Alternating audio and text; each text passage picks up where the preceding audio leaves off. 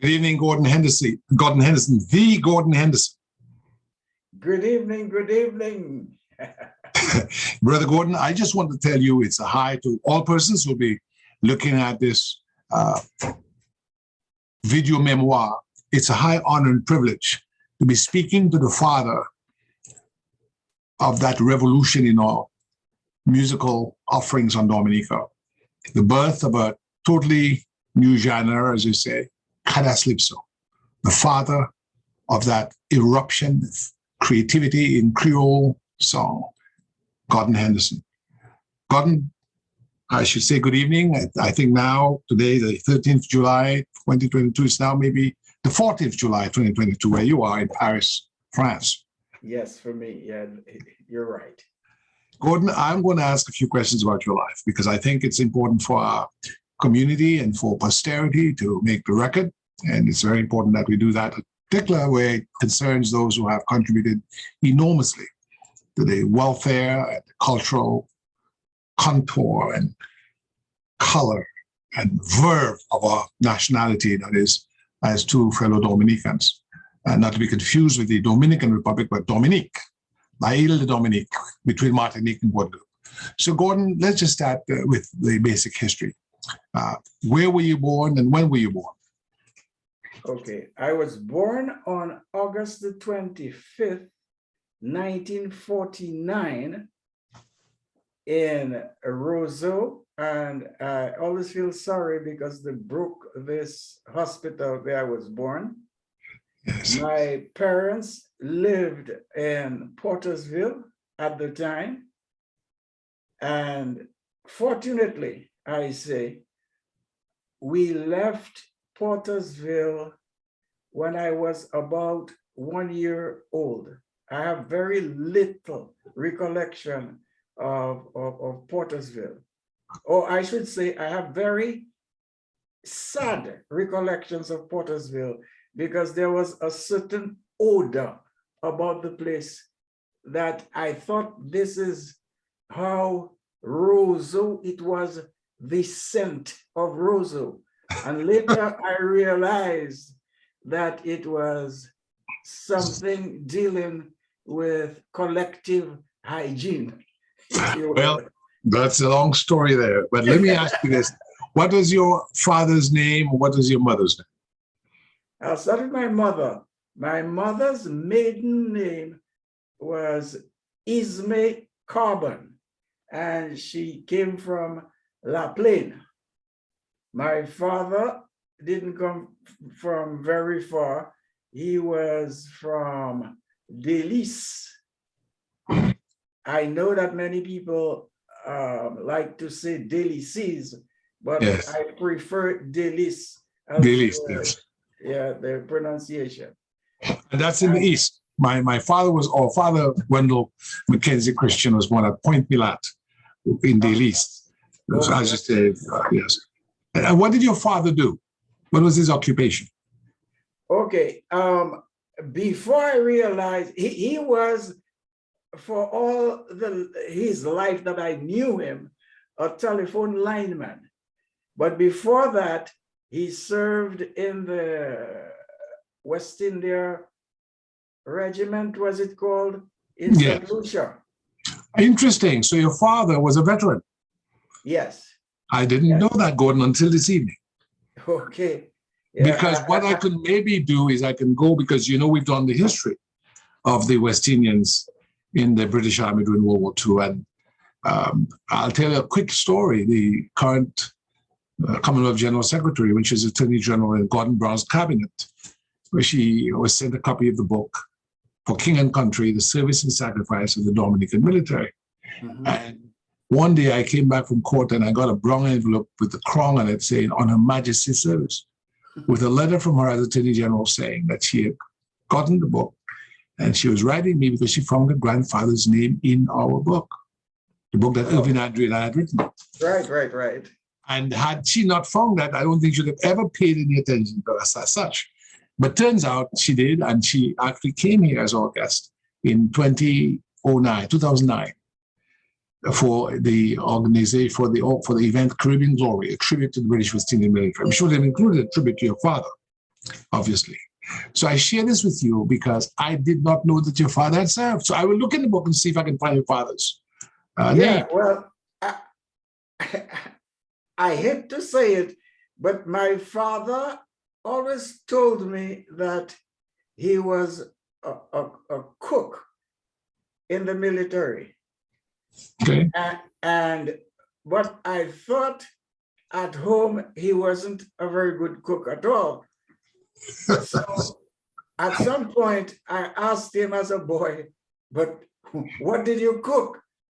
And he told me, well, in fact, his job was mainly peeling potatoes. So I don't think that he had so much of a history as a soldier.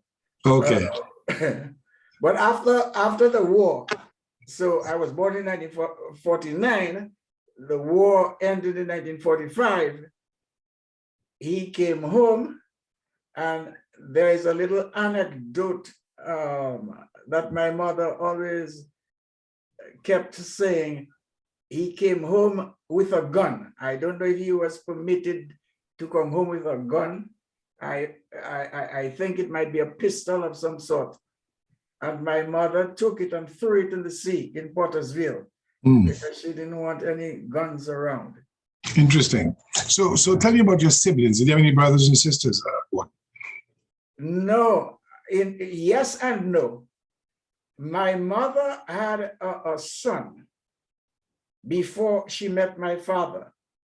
And unfortunately, when I was born, he was already 11 years older than me. So we didn't really have a childhood together. And he left Dominica relatively young, I would think. And unfortunately, died abroad. So I grew up as a single child. Okay, so what was his name? Addison Collier. Where did he die, if you know? He died somewhere in the US. I see. Okay. And you grew up in, well, you were born in Pottersville, and then you went to Portsmouth. Where in Portsmouth did you grow up? Was it Zicac? No, but I adopted Zicac. My father got a job as a telephone lineman. Now, in these days, it was a rough job. Even as a boy, I realized that because his responsibility was to ensure that the telephone line was not broken from St. Joseph to Portsmouth and from Portsmouth to Marigot. There was no coastal road. So a lot of all of this had to be done on foot. And if the single line was broken by any chance, by wind or branch or whatever, he had to track that line and fix it, mend it. So that was his job for many years.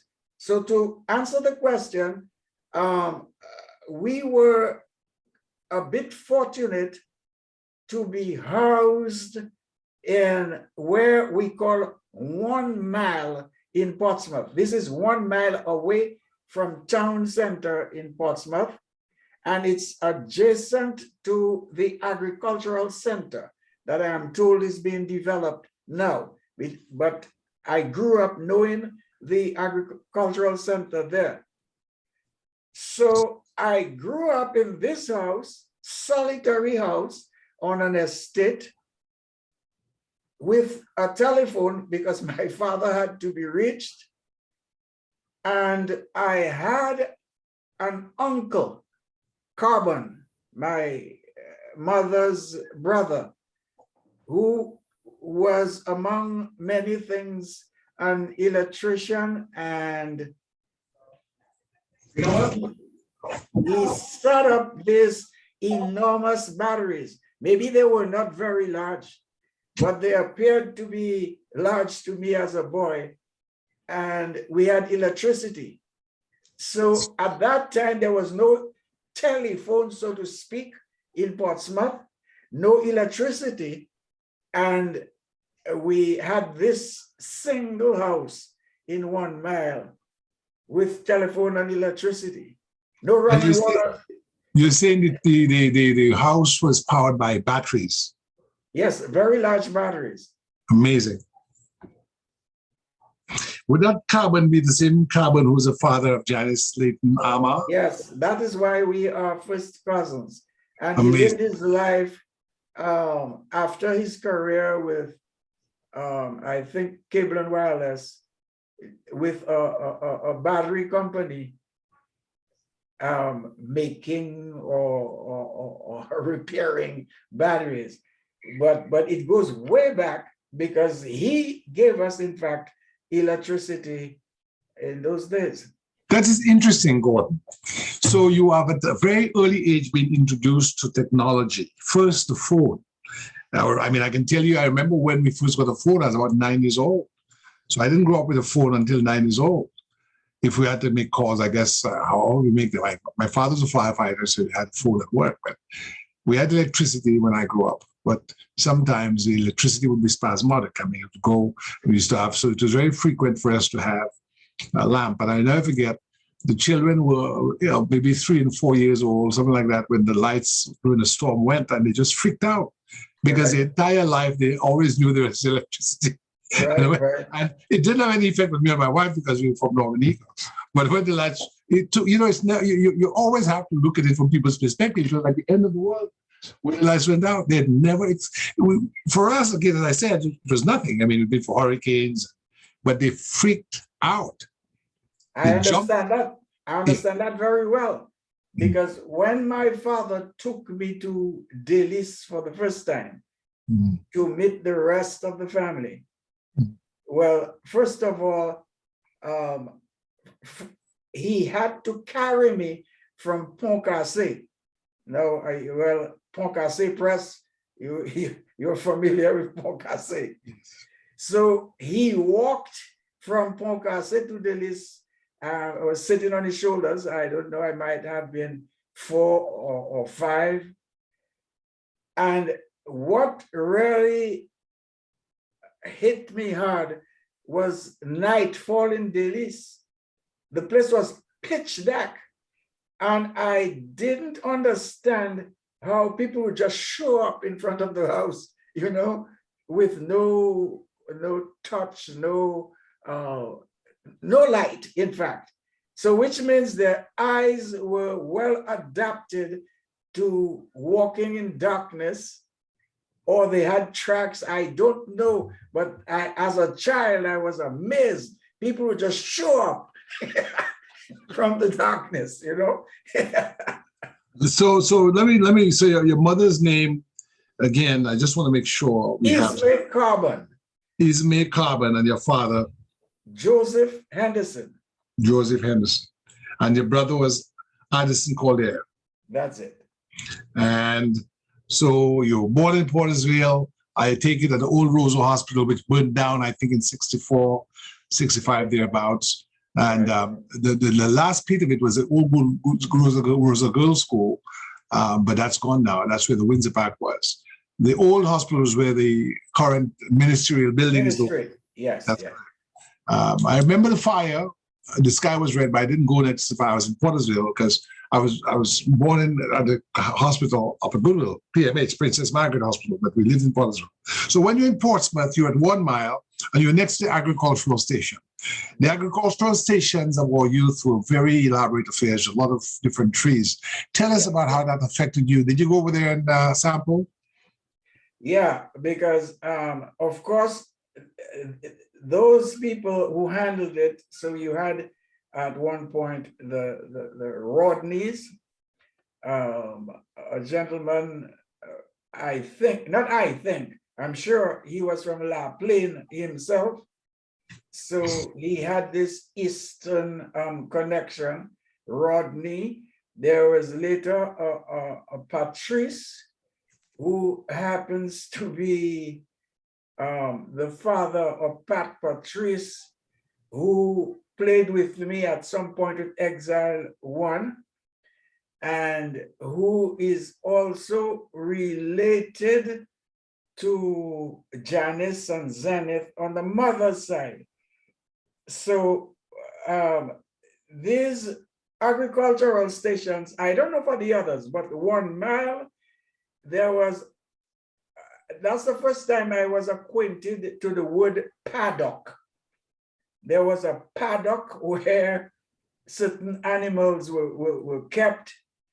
I can remember seeing the largest pigs that I've ever seen in my life up to this day, because they did their share of animal husbandry. Even without being a neighbor, we did agriculture in primary school. I went to a very strange primary school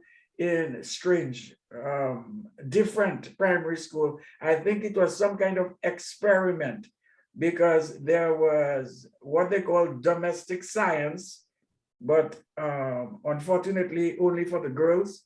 And for the boys, we had carpentry and agriculture that sometimes they called gardening. But in this agriculture section, we were taught how to graft. So we could graft a certain number from mangoes to the eggplant and that sort of thing. And quite often we would take the walk to 1 mile, where we would have ample demonstration from the experts themselves. And so 1 mile had quite a bit of these grafted mangoes, referred to as Julie mangoes, and well, the animals and a variety of. If I can intercede, I know of paddocks because I lived a long time next to the stock farm up at Goodwill. And that's one of the reasons that my brother became the first Dominican veterinary surgeon. He studied in India from 75 to 80, and in Florida from 87 through 88, I think. Did his master's in Florida. But he taught people like John Toussaint and Colin McIntyre. Great. So I actually held pigs at stock farms. So Colin McIntyre was then a intern, or like say a understudy, would castrate.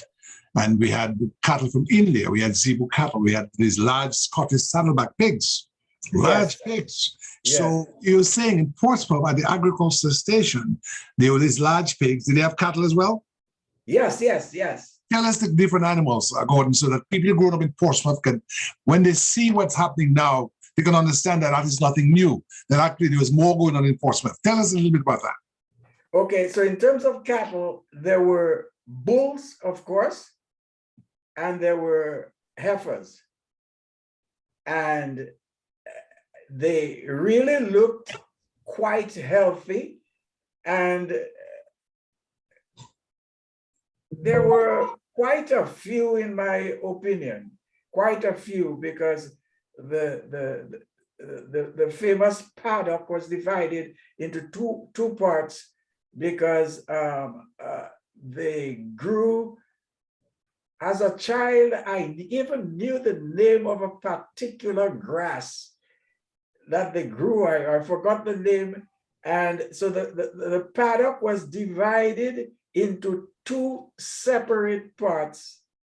And so the animals would graze in one part while they would grow that particular grass on the other side and rotate. The pigs had their own shed or sty, I don't know what it would be called, but in any case, they were on concrete. Are you talking, was it alfalfa? Was it alfalfa grass? I think so. I think so. I think so. And it's strange. It's the first time that this ever came back to my memory from childhood. Yes, yes. Well, it's very important because there is a basis in materiality for your music. The music, I believe, is a soundtrack of life. And the life that you've lived colors your music. And so I want you to be able to give people some of the texture and the color of Portsmouth. So you have the agricultural station, the grafted mangoes. You're at school. And is that the St. John's School or the Portsmouth Government School? It is the Portsmouth Government School. That's right. But if I recall, there was something, some other word attached to it to imply that it was this experimental primary situation. Do you remember the name of the principal? Oh, there were quite a few. There was Belgrave Robinson. There was Ashton Benjamin. There was Peter Israel. And I can recall students came from throughout the north. The other day I was listening to the radio and I heard someone speak of Reverend Evans Dobbs. And that's a name that I knew as a boy. This was one of what we would call the big boys who hailed from Wesley. Our former Prime Minister, Edison James. So these were some of the students of this. So Edison James went to school at Portsmouth? Yes, yes. Amazing. Didn't know that. What about Ruzi? No, I don't think, I can't remember ever seeing Ruzi in those days. I see. When did you first meet Ruzi? When did you first meet Ruzi? Let me just tell you, the other Douglas boys were all acolytes, and they would be quite naturally at the St. John's School, which was a Catholic school. Okay. I first met Ruzi, I think in Paris, sometime in the either late 70s or early 80s, because I think he came down from Canada and was very much interested in linking Dominica to our French neighbors, and he had some friends who were involved in politics in Marie-Galante. Now, Marie-Galante, for some reason, I don't know what the family ties are, but there are quite a few Douglases in Marie-Galante. So okay. French Douglases. There was one particular politician at the time called Jean Girard. Jean Girard, I only met him once, the night before Ruzi's funeral, and I actually have uploaded on YouTube where you can see him speaking. He gave the most impassioned speech at the night before Ruzi was buried. He spoke in Creole and he moved the crowd. No one moved the crowd that night as Jean Girard, who I understood was a prefet or some mayor of Marie-Galante. Yeah. He was, and indeed a prolific politician, and not the type of politician that you cannot narrow down on as one of high principles and one of independence. And when I say independence, I'm not just speaking simply of insular independence, but independence of mind and body and that kind of guy. So Rosie, I was pretty close to Mike, closer to Mike. And Mike was, of course, the older brother of Rosie Douglas, who had been in the Royal Air Force in England. Yes. And later became a minister during the time Exile One was at its height. He was a minister in the government of Patrick John. Yeah. So Mike told Rosie about me, and Rosie contacted me in Paris, but he seemed to have been very impressed with the way that people in Martinique, Guadeloupe, Marie-Gallant related to me. He didn't really know that there were Dominican musicians that had that kind of impact on the people. Yeah, And so let's get to, we'll get to that, because what happened is, so just for the record, Uzi returned to Dominica in 1976, having left Dominica in 1961, which would have been before you went to the SMA in 62 thereabouts. So Ruzi was not around in Dominica at the time.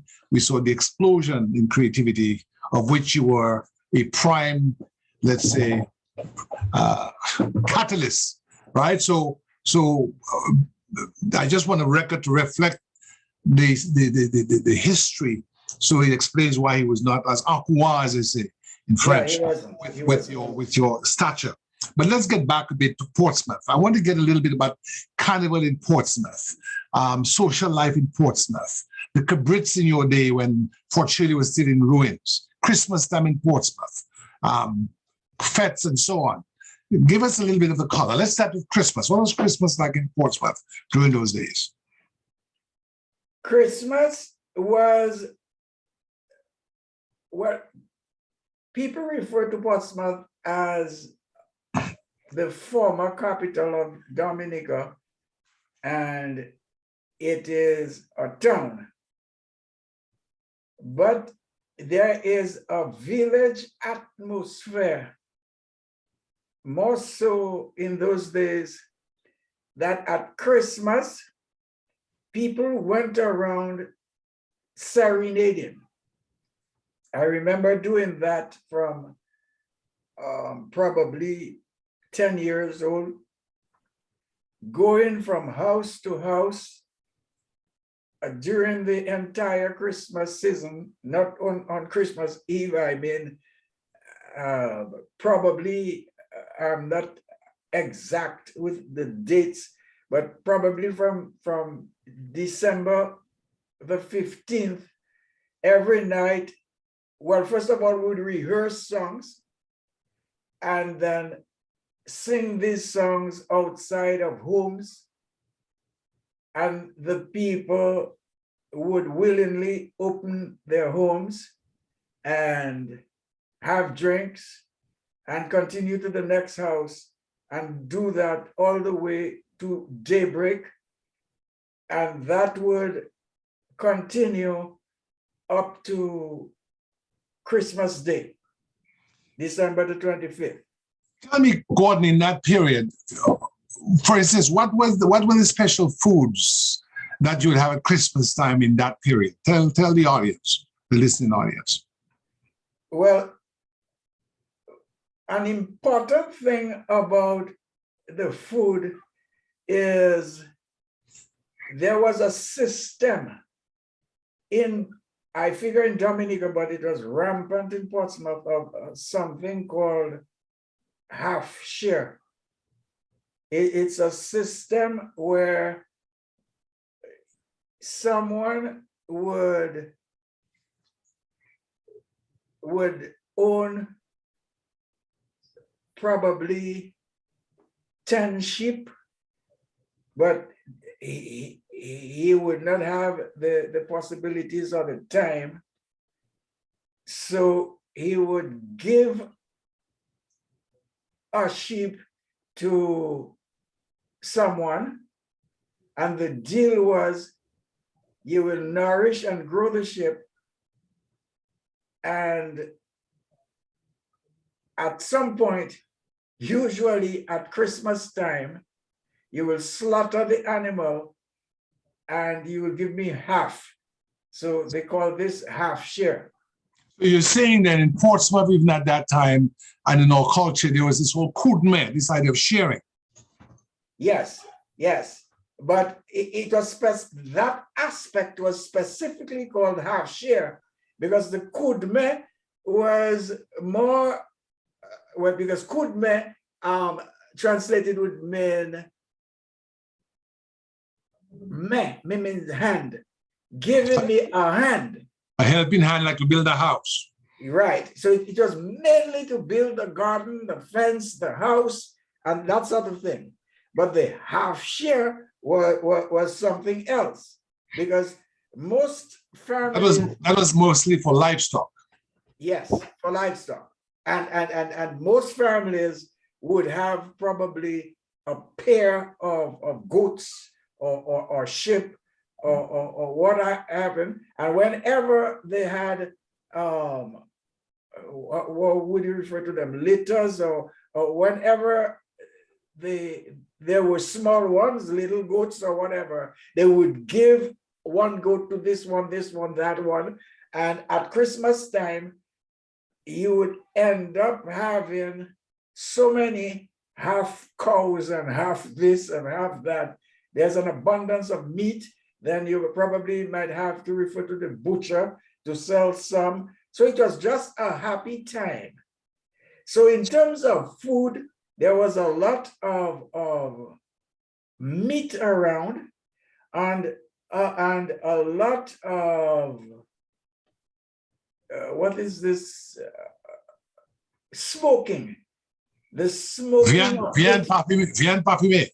Yes, because in those days, the refrigerators were not electric. There was some system with gas, or people would have to go to Roseau to kerosene. buy ice. Kerosene. Right. I remember my uncle in Kassav had a kerosene stove where there's a fire beneath the stove. I mean, yes. a kerosene fridge where there was a fire beneath the fridge. Which is visible. Visible, and that fire somehow triggers the gas and it cools and so on. It's amazing, you know. And those days there was a lot of kerosene. People would cook by wood and coals, but also kerosene stoves, 2 burners, 3 burners, and so forth. So you're saying people would have half share. I remember that in Roseau, but those things are dying out now. But meat was available. What about what were the commonly available food products that you'd have at Christmas time and ordinary times? Of course, the famous sorrel, which is a form of hibiscus. I don't know if this is seasonal, but at Christmas time, there was an abundance of sorrel, and it's fresh sorrel. And as a child, I can remember having to peel off the petals of this thing, and it's a very troublesome thing because it has little prickles, fine prickles. So it irritates. Yeah. So, how does a Roseau guy know about that? Well, we had gardens. We had my parents. My father, when he got back from the army, was involved in animal husbandry. So we had goats, sheep, rabbits, chickens. We had cattle at stock farm. They had an ordinance which allowed exodusmen to have cattle. When I left for the States, every morning, even up to my time teaching at the grammar school, I would wake up at about 5:36 and run up to the stock farm and bring out the cattle before running back home and getting ready for grammar school at 8 o'clock to teach. I did that all through, particularly when my brothers left to study. I was the guy at home. So we had also in the Roseau Valley, we had we had 2 or 3 gardens, and we kept pigs. We had Scottish. We sold pigs in the newspaper. We sold little piglets in the newspaper. Sometimes we'd have a litter of 8 or 10. I think the biggest litter we may have had was about 10. You know, and I remember anyone interested in a Scottish saddleback pig, contact Wendell Christian. 2133. 2133. The phone number was just 4 numbers. 2133. And so I'm very, very much involved in agriculture to this date. I mean, I'm a lawyer, but we're very much involved with agriculture, and we work with the National Black Growers Council, the biggest black farmers in the United States. We work with them. But let's get back to Portsmouth. I'm very excited. So you had ginger beer to go with the sorrel as well. Ginger beer. Any French products coming in, Gordon? Quite a bit, because tell us about that. You know that Portsmouth still is a very maritime type of town. I'm coming to that in a minute because many Dominicans don't know that there was boat building at Portsmouth. But stick a pin in that. Tell me about the maritime piece. Yeah, well, because of that, even today, well, things have changed, but almost every other house in Portsmouth Center would have a sea captain who is not necessarily Dominican by birth as the head of the household. Amazing. I don't know if some people may be offended, so I will avoid using names, but there are many names that come to mind. So I always knew the head of many households having a foreign accent, a sea captain, and not only a sea captain, often a boat builder, and they traveled north and south. I heard many tales. They had no compasses and that sort of thing. These people knew the Caribbean Sea like it was the sitting rooms. And there was quite a bit of, how do you call this, contraband going in Portsmouth, even as a boy, because at Christmas time, we had all kinds of French drinks with the French. Give me the name of some of the liquor.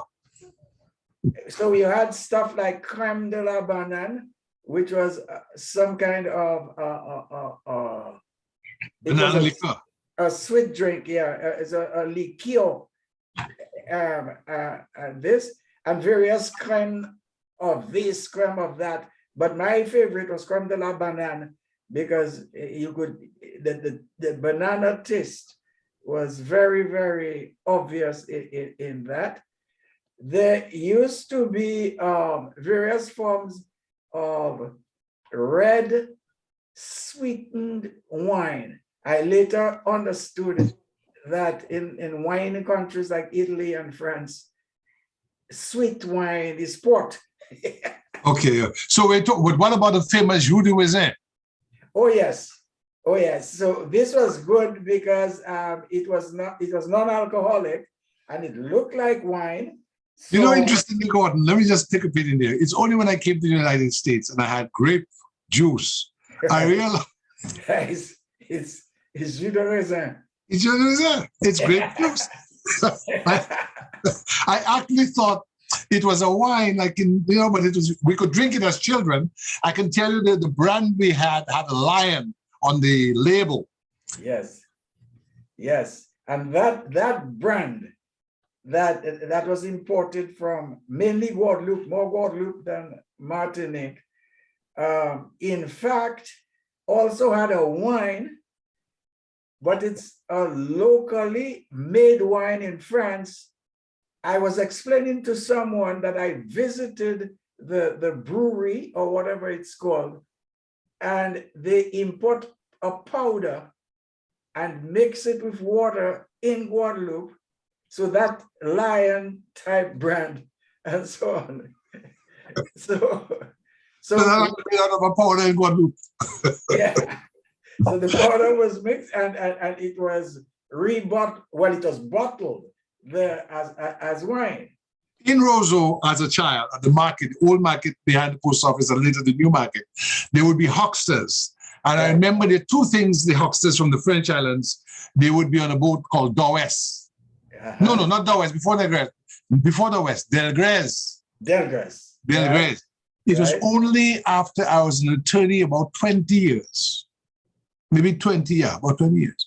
I knew that Delgrès was a Negma war. He was like a liberation fighter in Guadeloupe who blew up himself at a place called Matouba.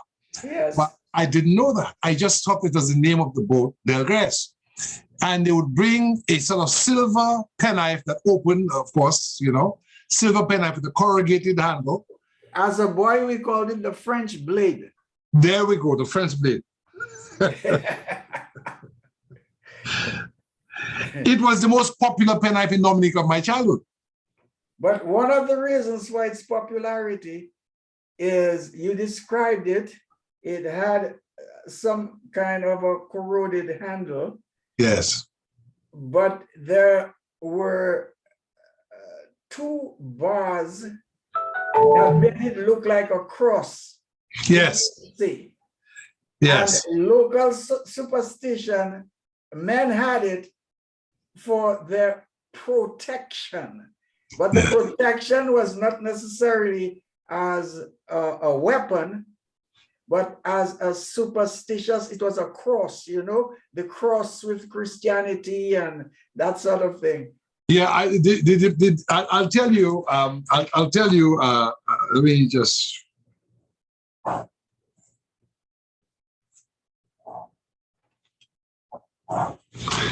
This is how it looks. Exactly, exactly. And this went back into the handle, but it had this protuberance, makes it look like a cross.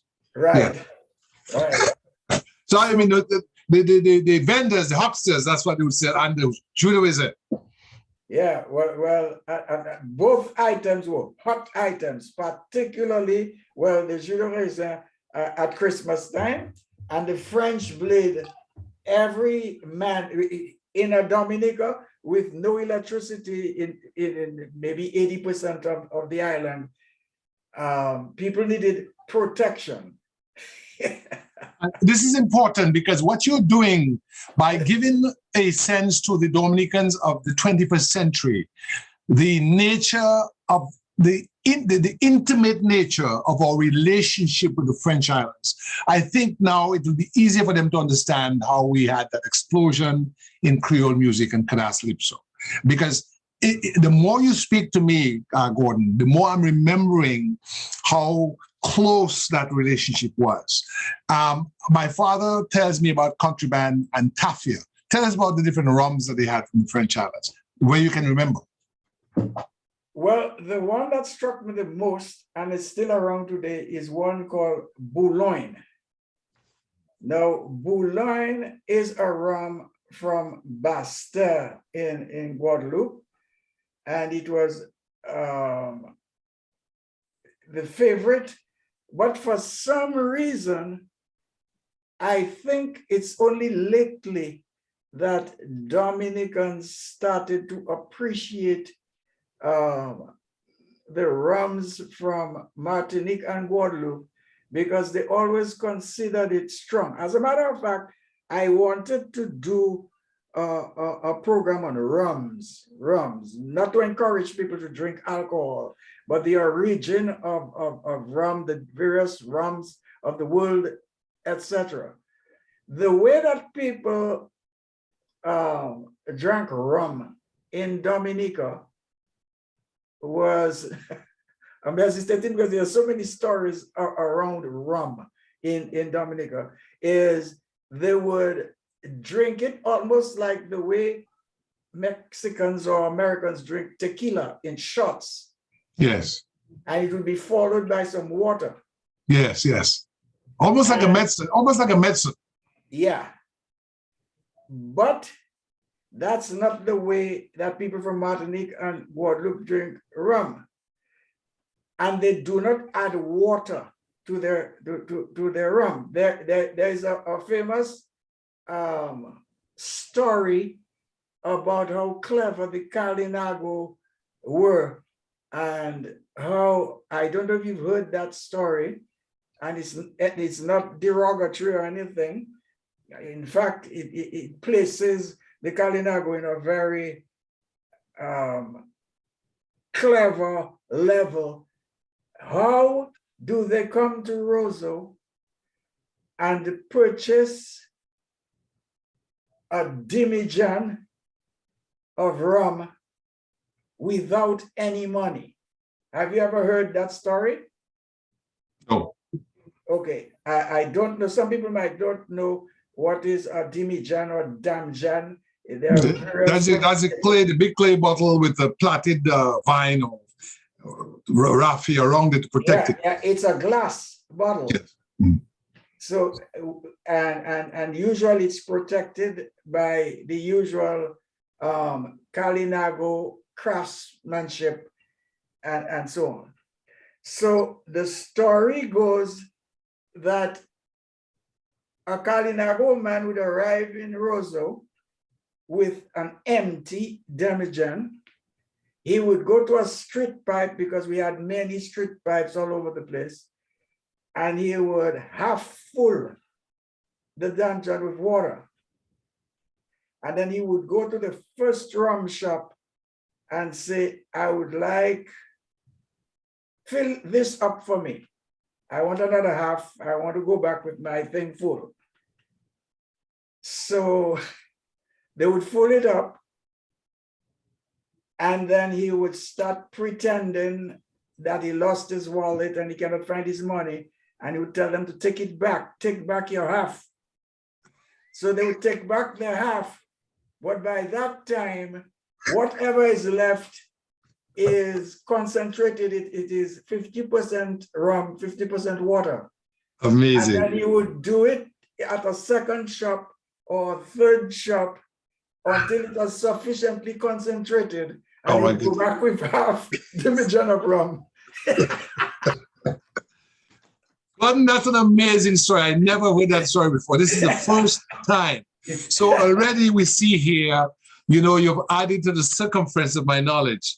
Because I mean, at my age, you know, as a Dominican, I've heard a lot of stories, but I never heard that. And that's a wonderful story. I mean, another thing you talked about, and we'll get back to it, is the maritime nature of Portsmouth. And, you know, there were many boat captains. But I remember as a child, my father was in charge of the Portsmouth Fire Station. And we would be driving and we would see boats being built at the mouth of the Indian River. Tell us about that. Yeah, well, this was a place where quite a few, I don't know if we can call them ships, but boats, vessels. They were vessels. I mean, they were big. Some of these boats would have maybe weighed several tons. Yes, in fact, some of the passenger boats doing Roseau, Portsmouth, because there was no Transinsular Road when I was a boy, and there was no coastal road. So the commute, the traveling from Roseau to Portsmouth and back was by sea. So there were boats like Lady Catherine and I forgot the names of most of them, but they were built right there at the mouth of the Indian River, and a lot of activity.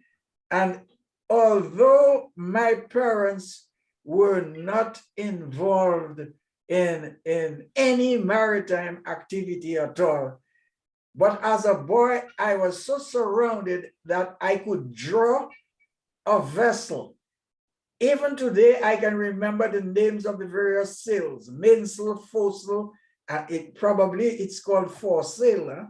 Foresail, S-A-I-L, foresail. Yes. But because of the pronunciation of the guys from boat making countries like Bakwe and the Grenadines, so they'll say mainsail, foresail, stem sail, jib.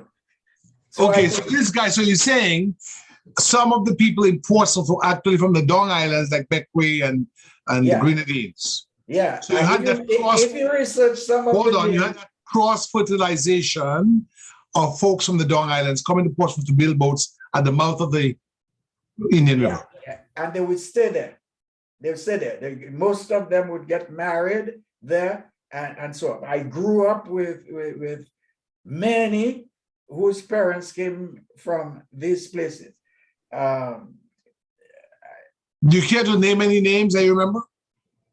Well, some of the most recent are the McLawrences.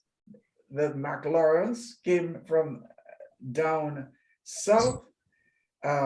Mitchell, and I met a very impressive, you introduced me to a very impressive preacher in the Washington area. St. Clair Mitchell. St. Clair Mitchell. Pastor St. Clair. He could enlighten me, because I'm sure that the original Mitchell is one of them who came from abroad, from south, and I can. What about White? Askia White? No, I don't remember that. What about the Johnsons? I remember the Johnsons, but I don't know where they really came from. I remember because there was a Portsmouth elite that included the Johnsons, the Garways, the Douglases. They all lived on the same main street. Was the Andre family part of that? Irving Andre's family? Yes, yes. His grandfather and later his father. I remember when his father came back from, I think it might have been Curacao. I was particularly impressed by him because he might have been a very young man still because he played cricket. And my father played cricket in his cricket team. And you know, in those days, the cricketers wore white clothing. Their pants were kind of creamish in color, but they were white, which made a lot of sense in the sun, I was told. Yes. Unlike today, where they're colorful. And I remember that generation of Andre, which is not, because there was a large house, so you have the Andres, the Greens. Yeah, it was a very interesting Portsmouth elite. There was Bertrand, T.M. Bertrand. Now, T.M. Bertrand has, one of our friend in the Washington area. Boy, Fitzroy Williams. Right. So that's the family, and these are. We also have Garraway. So Bertrand was here in the office with you, and Garraway was there with you as well. Right. To the same Garraway family. Right. So you have this. So when you think of musicians like Cornell Phillip, they all linked to this Bertrand. Yes, family. but Colonel Phillip's mother was Swiss Bertrand's sister. Right. So, and this gives us a better idea of when they say that Portsmouth used to be the national capital. It gives an idea, even by the architecture, where they have broken down most of the houses and so on. But in those days, probably if we were thinking differently, we would have preserved some of these houses, because the old Andre house, there was a name because they lived above and there was a business below that was a bar or something, but it was not a little thing. It was a fairly large thing that could have been preserved to this day. So they had like an old country store. Yeah. Yes. Very, very interesting thing. So, indeed. So who are the shops? So who are the shop owners? Well, first of all, R.B. Douglas, R.B. Douglas, if I recall well. Andre? Yeah. There was a lady referred to as Miss Charles.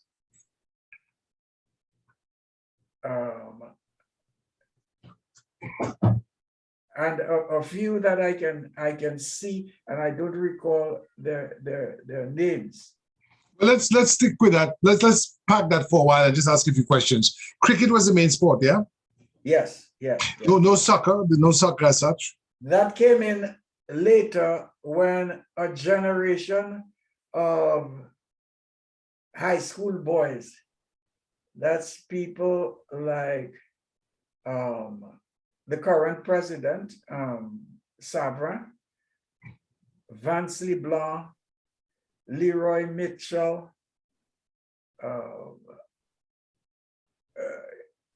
many that I can't remember their names, but there were quite a few high school boys. They brought football, what we call soccer, and eventually basketball. Outstanding. Let me ask a few questions. Apart from the Boulogne rum, was there a rum called Dumaso? No?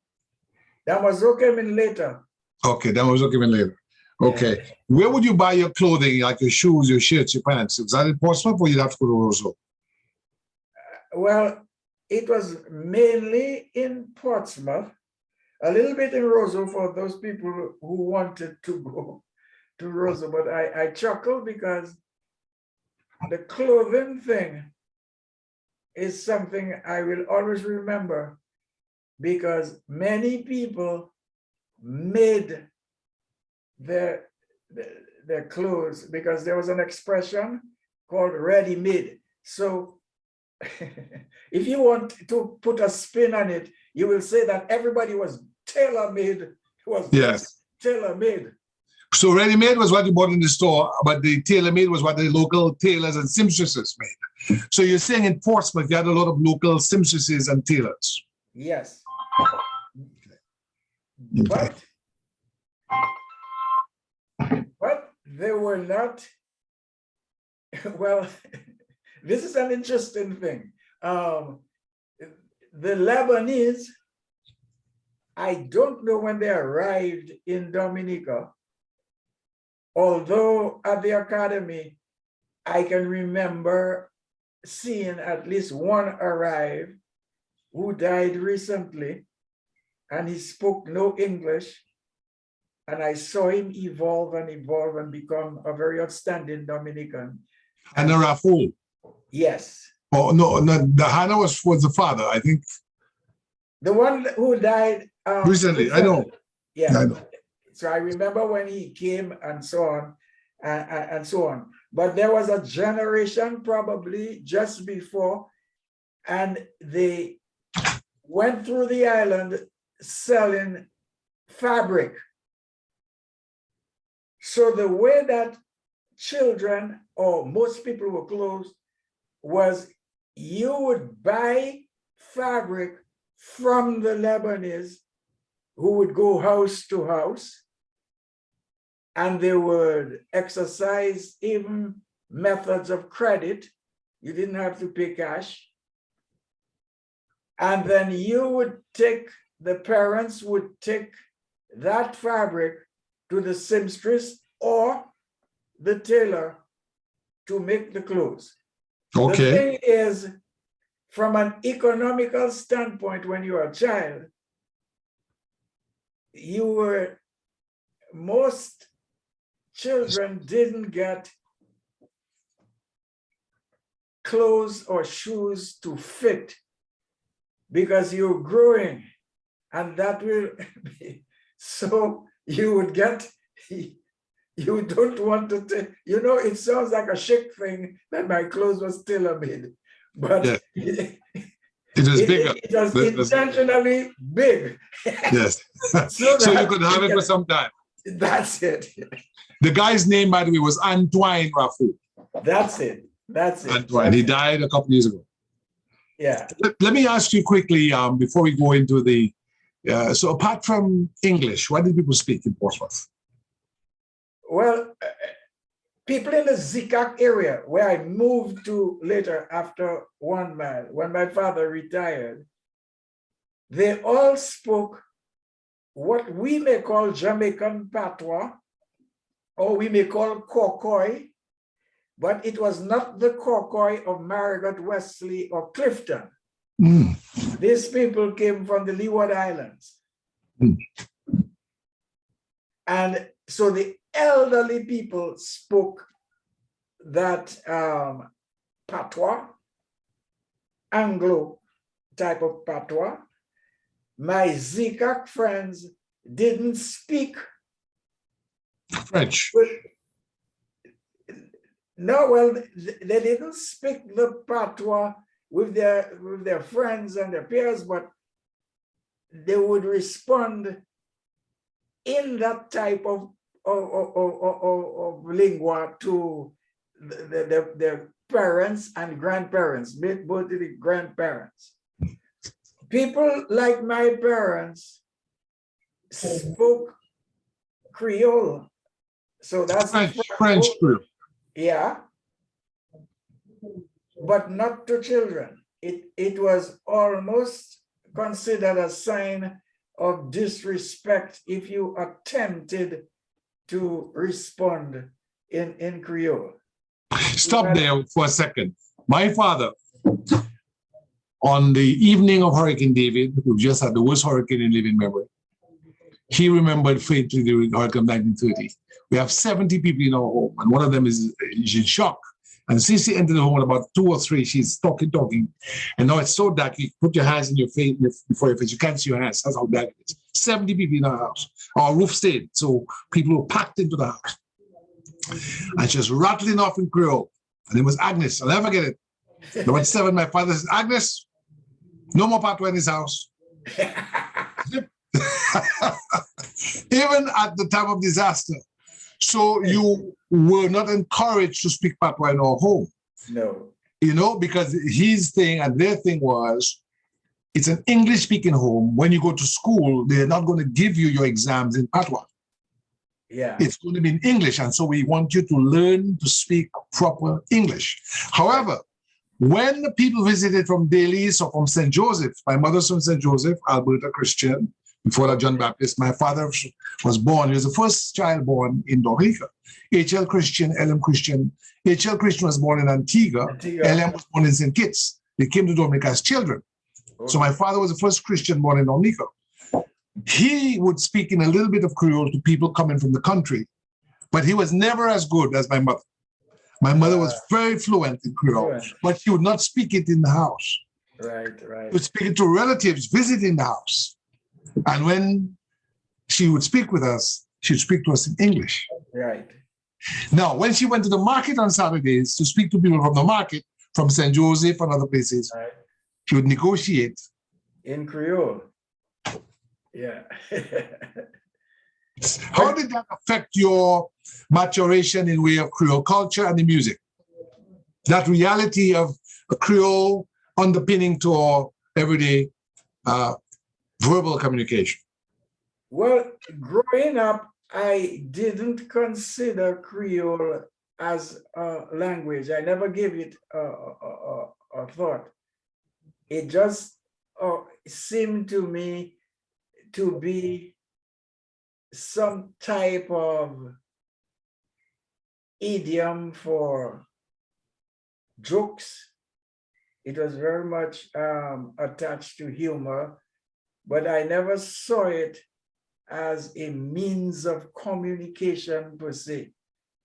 You know, that came in much later and through need. When I went to Guadeloupe, then well, before you jump into Guadeloupe, we want to get you out of Portsmouth first. So before you get out of Portsmouth, who was the mayor of Portsmouth and what was the politics, if any, that you can remember?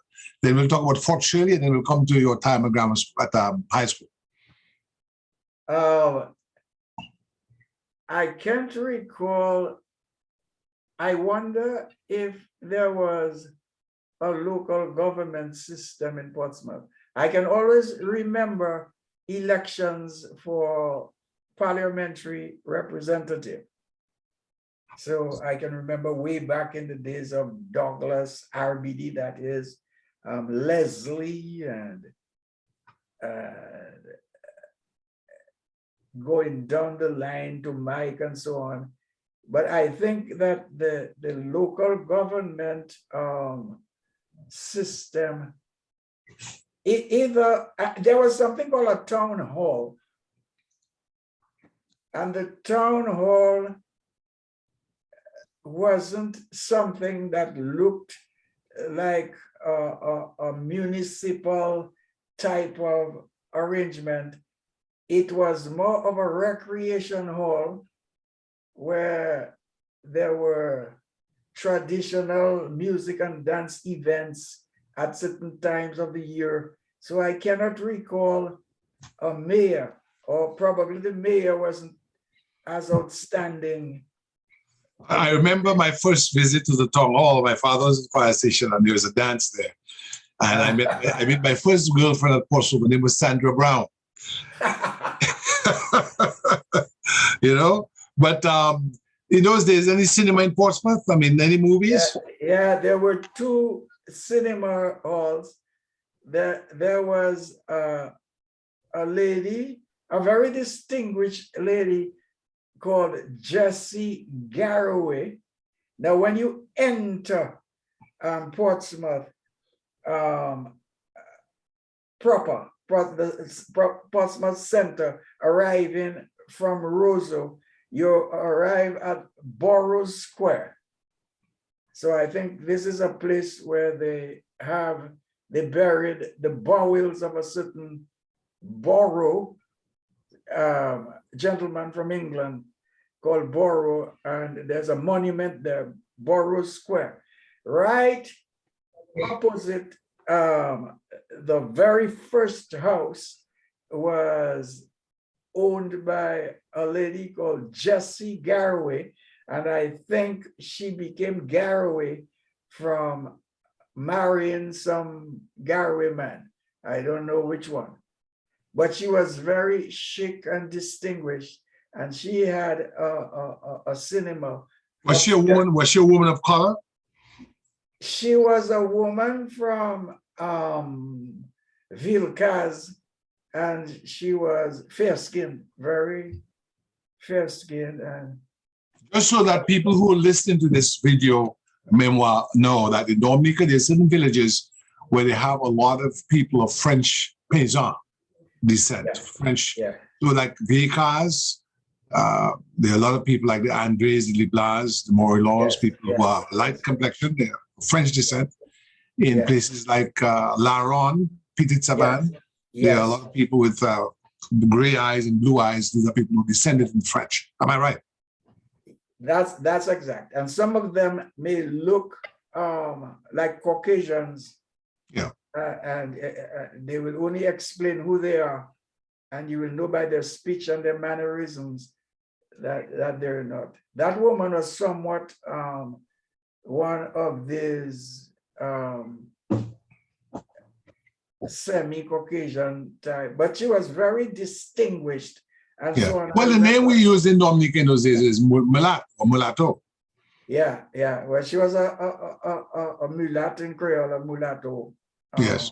Yeah. So she had a cinema hall. Yeah. So what kind of movies would you see there? How much would you pay? Really coins, huh? Because it was affordable. Yes. And she had matinee sessions. So I remember any child that would go.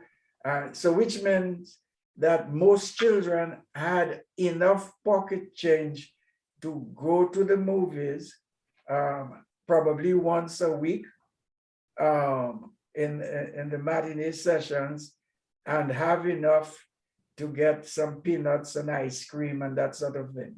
So but that was quite sophisticated, because I thought the first Portsmouth cinema was RBD, so that's not true. Oh no, RBD came many years later, because even when Jessie Garraway had her cinema, on the other end of the same street, there were two Green brothers, Ivan Green and some other Green. Leonard Green? Leonard Green, yeah. So I think they were involved in the transportation thing. So they had trucks. So these big Bedford trucks came from England, and they built the wooden boxes with benches. So they carried passengers from Marigot to Portsmouth and back. And one of the brothers had a cinema down the same street. So they would compete. And the type of movies were, that's how I found out about Count Dracula and Tarzan. And I think that they got some of the most, probably the cheapest movies that they could have. So that's why you saw cowboy movies as well? Yeah, where Westerns were very popular at the time. And the movies would run for a long time And the reason I know that, people didn't have a problem going to see the same movie over and over again, up to the point that my parents, not my parents, my mother loved what I consider to be theater. And she, with a number of her friends, they used to go to the movies.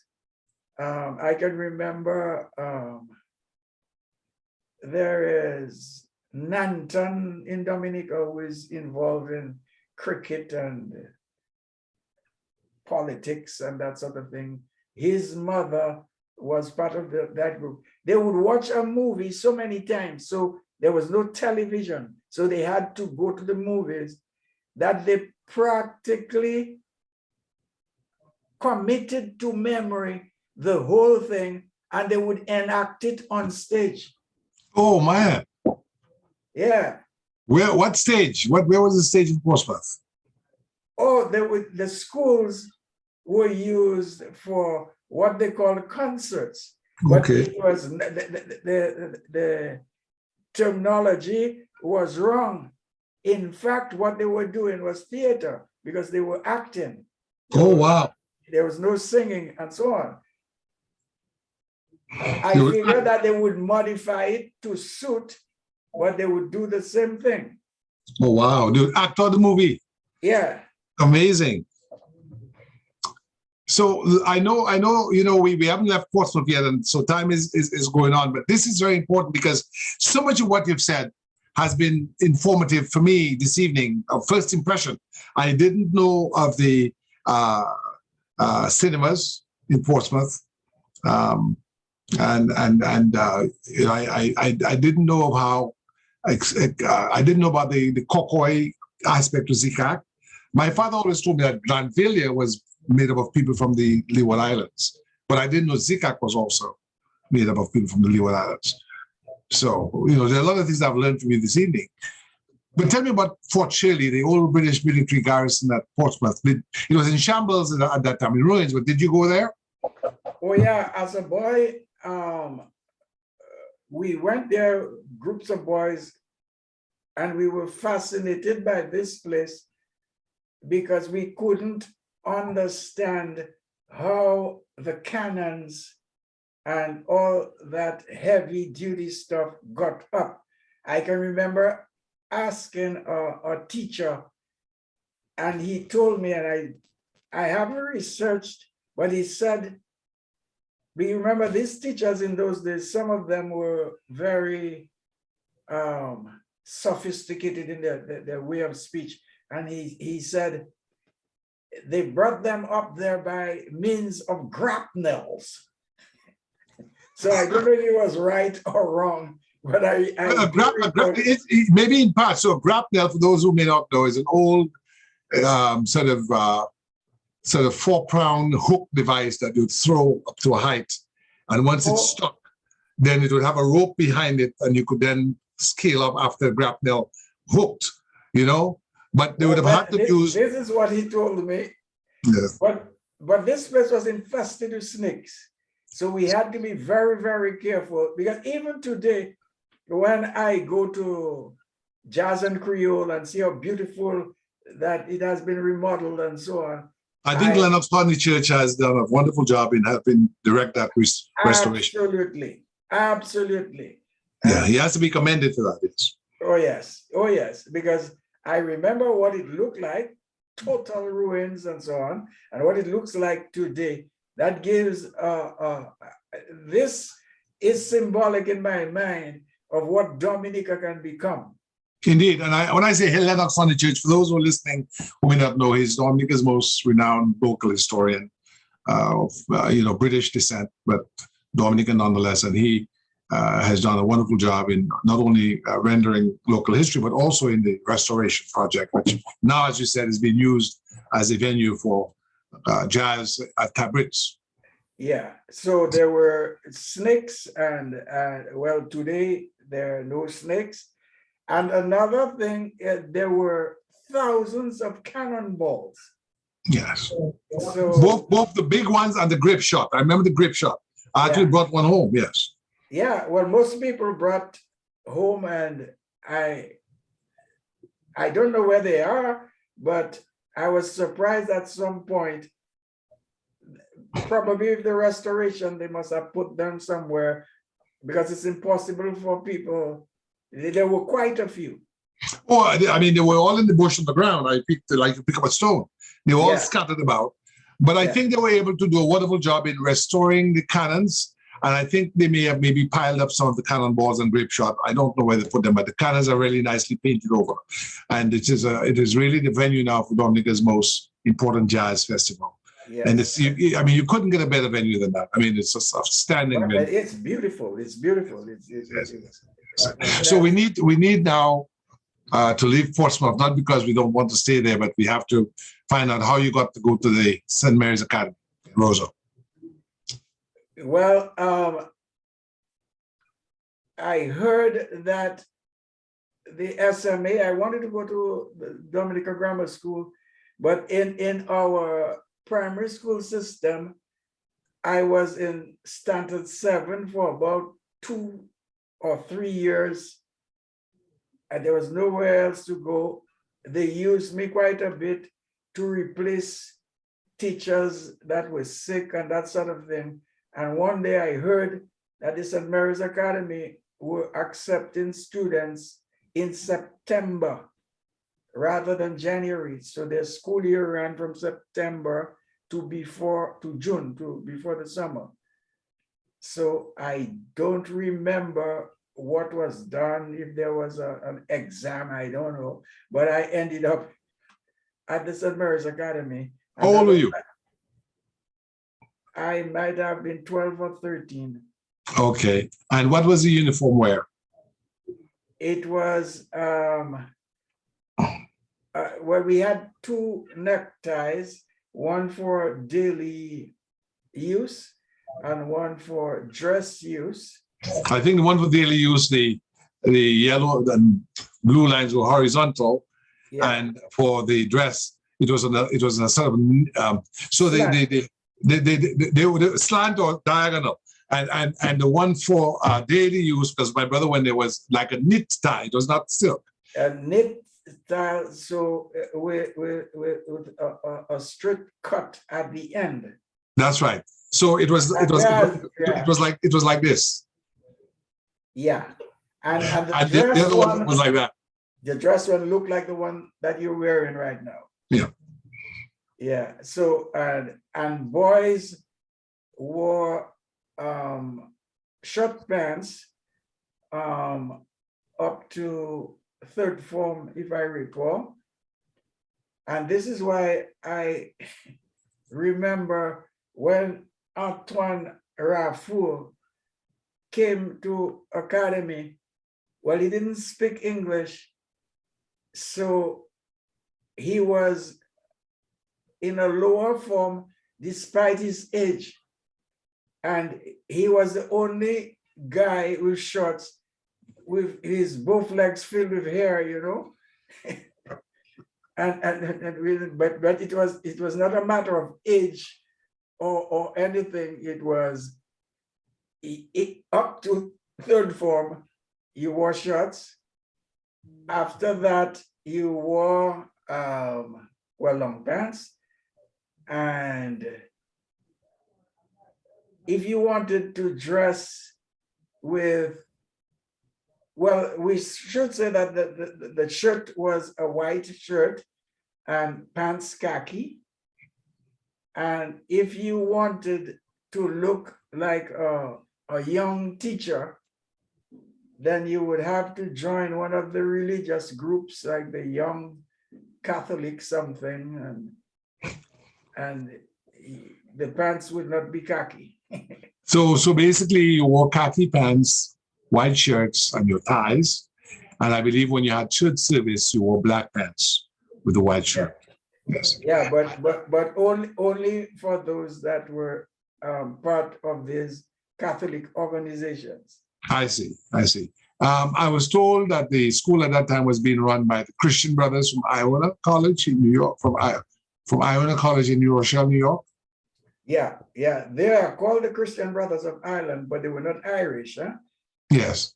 They were American. Americans, yeah. Yeah, and how did they interact with you all? And how did you all look at them? How did they uh, behave, and how did they, give us a sense of the quality of teaching and interaction with these? Well, personally, I found them fascinating as teachers because they were open to change. They were the first who decided that we would do 8 to 1. Okay. Because while we were there, they said that they felt that given our temperature, there were too many sick. There's an expression in Dominica called niggeritis. That's right. You want to sleep after lunch. Yes. So they decided it would be a better method to come to school early and go all the way to 1, go home and return for night study that was compulsory. Yes. So they brought in that change. Another significant thing was they gave us, this sparked into me, although there was a local teacher called Mr. Jones Murphy. He was Dominican, but he had their approach to linguistics, what I later discovered to be applied linguistics. They made a lot of comparison between American English and British English in the spelling, in the syntax, in even in the grammar. But that would be a long story if I were to illustrate what I mean by that. But that impressed me a lot. I was very much impressed by, because remember we spoke about Portsmouth having only cricket as a sport, so to speak. They came with shuffleboard and basketball and boxing. I spent my entire time at SMA as a boxer. Okay. Yeah, and some people would be surprised because they feel that I am not built like Mike Tyson, but I often remind them that boxing is a sport where you only box with people of your weight. That's right. That's right. So you might have been a bantamweight or a lightweight. You know? Right. And another thing is I tried basketball and I got a lot of blows on the court. But the intention of basketball is not to hit people or elbow people. So I chose boxing because I know that the guy's intention is to hit me. And I have that opportunity of hitting him as well. Indeed. I chose boxing and I found boxing. One of the brothers was a relatively young guy, was my coach, Brother McGraw. And Brother McGraw almost led me to join the Brotherhood, because he told me in not direct terms, but what I understood, he told me that if I committed myself to becoming a brother, I would get free, well, not free, but I would be educated at Iona College, which they owned, and I could teach for a period of time as payment for the first degree, the bachelor's degree. And I didn't have to take the final vows if I didn't want to. And he hinted that that's what he was doing. Okay. Interesting, interesting. Let me ask you this. I was also told that at the SME in those days, they had a sea cadet company and their own boat, and they also had gymnastics as well and night study.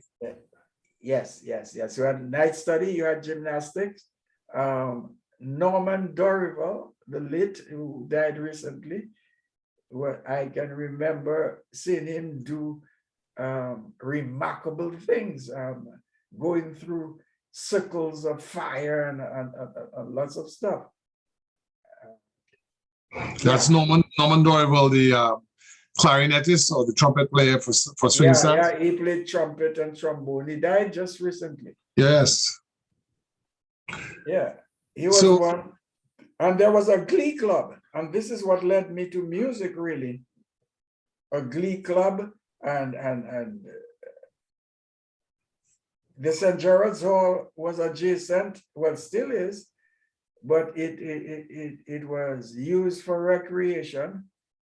And it's interesting when we look back, the Catholic Church introduced entertainment to Dominica in many respects. I mean, they had fairs and talent shows and dances. We had school dances in conjunction with the convent high school, where we were allowed to drink cider. And I can remember growing up as a very shy guy, and a brother, I don't know where he had that experience from, and he advised me the way to approach a young lady to ask her to dance, because if you went when the band struck and the girl refused, that would be done publicly. Yes. So the brother advised me that before the band started, you could go and you sort of whisper. Yeah, and reserve a dance. So she might say yes or no, but at least you. It's private. Yeah, it's private. Yeah.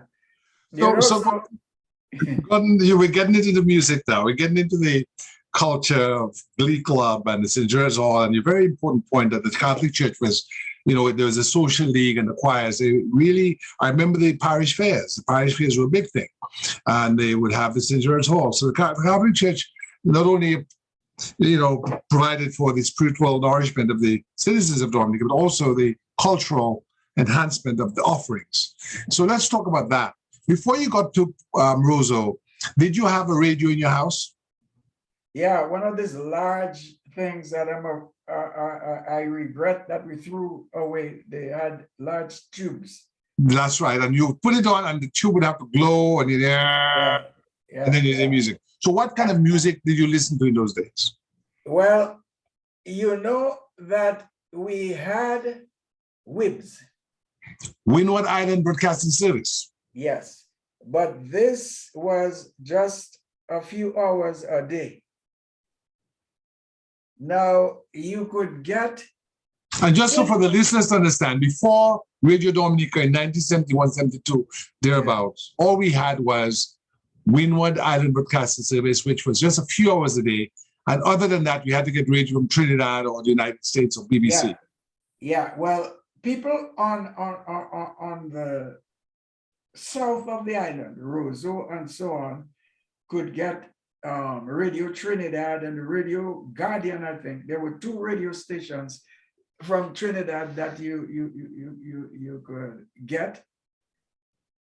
People from Portsmouth had all the radio stations from the US Virgin Islands, the British Virgin Islands, St. Kitts. I can remember ZIZ is an old radio station. And Guadeloupe. The Guadeloupe radio station was distinct and clear. And at nights, for some reason, the Spanish radio stations, well, there must be something about radio waves because maybe they broadcast in medium wave. There was no FM at the time. And the Spanish radio stations might have been in shortwave, and you could have them all night. I remember that as a child in Roseau, we had a lot of strong Spanish stations. I didn't know what they were saying, but sometimes they would play music and then they'd be talking. And yeah, that's what we had. And BBC and Voice of America. Yeah, at BBC and what was on shortwave that you could get, and sometimes follow cricket. Yes. 3 o'clock in the morning on shortwave and that sort of thing. So that was radio-wise. That's what it is. So what were the stars or the musical artists that you followed? In the days of Wibbs, I heard Nat King Cole, Bing Crosby. I don't think that they ever changed their program log on Wibbs. Okay. I knew almost all the songs of these American singers, and very little Calypso. I started hearing Calypso when the jukebox was introduced in Portsmouth. Tell people what the jukebox is if they don't know. A jukebox is a type of musical apparatus that is equipped with many 45 singles. A 45 single is the smaller vinyl, and that is the ancestor of the cassette and the CD. Yes. So in this piece of equipment, you would have the titles of the songs, and you would put a coin like a dime or 25 cents, and you would choose what song you wanted to hear, and which means that you pay to hear, and it would continue all day. People would be paying and using that jukebox. As a matter of fact, people installed jukeboxes in places where it was large enough for dancing. So you didn't pay to enter the dance, but you paid to hear the music. And for some reason, I remember listening to Sparrow. So I used to always go around the places in Portsmouth where there were jukeboxes and listen. So you're saying there was more than one jukebox in Portsmouth? Yeah. There was a famous guy called Mandin. I don't know what his real name was. He too was, I think he came on a ship from one of the islands. Mandin. Some time ago, I met somebody who told me that she is one of Mandin's daughters. Oh, wow. So, yeah, I grew up, and that's how. So I did the same thing in Roseau too. It wasn't a jukebox, but I remember a barber called, I think, Sakiris. It wasn't a jukebox, but for some reason he had loud music and a lot of Sparrow and that sort of thing. So I would go there and listen. You had any favorite North American singers like Jim Reeves or? Yeah. Jim Reeves, although Jim Reeves wasn't my favorite. I loved Nat King Cole. Nat King Cole. There are a few. I don't know why I don't recall some of the names. Ray Charles, what Ray Charles? Oh, Ray Charles. What about Sam Cooke? Sam Cooke, above all. There was a guy called Brooke Benton. Yeah, quite a few of them, quite a few of them, because that was the first phase. And they were followed later by pop music from England. So you had the Beatles, the Rolling Stones, and a number. We modeled our early bands on the British. And then we moved to Black America.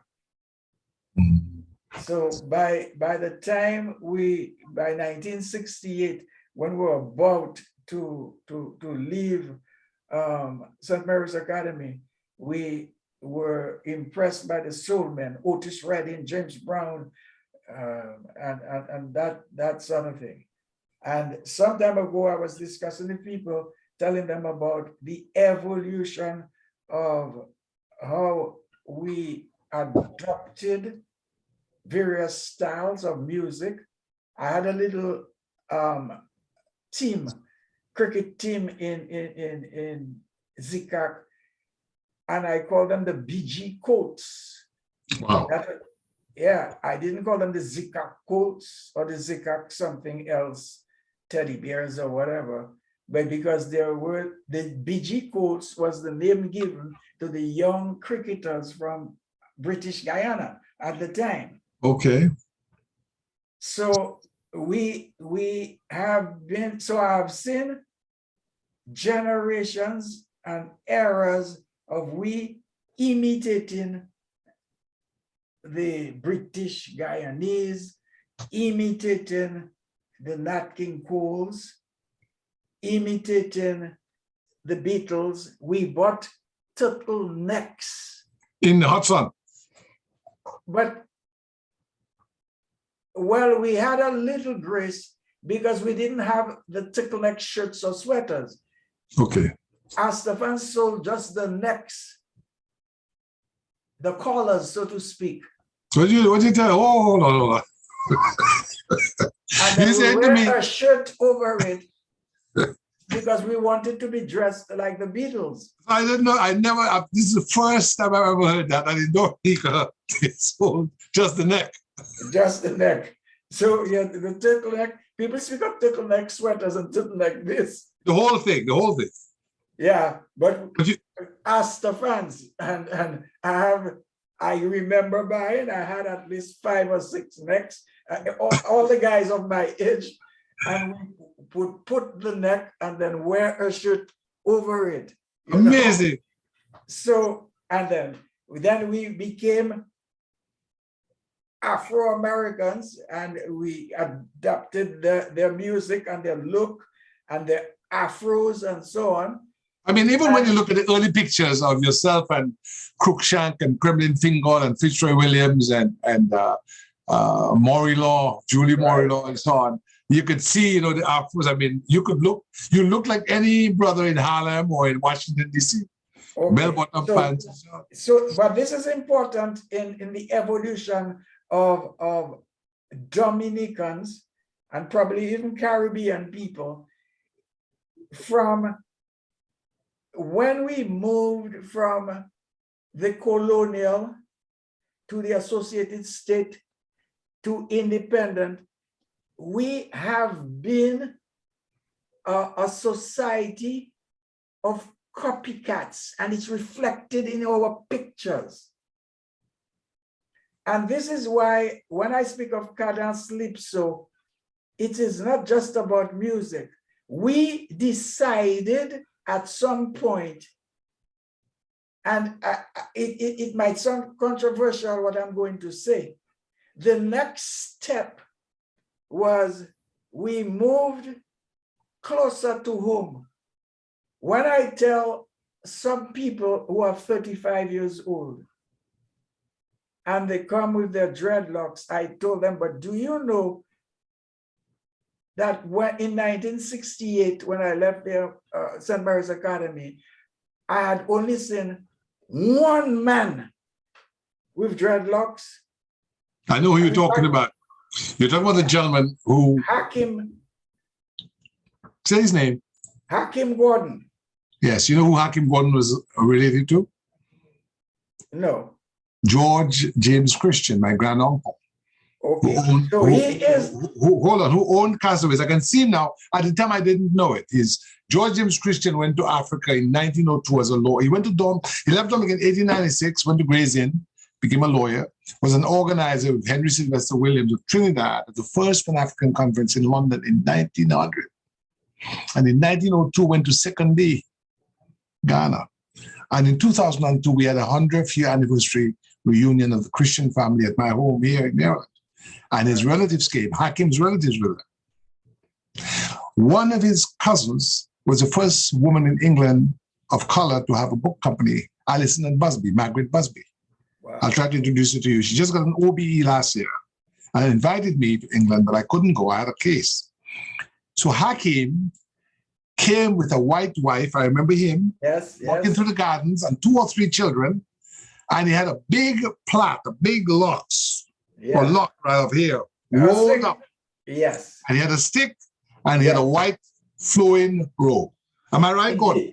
Indeed. I was about 9 years old when he came to Dominica.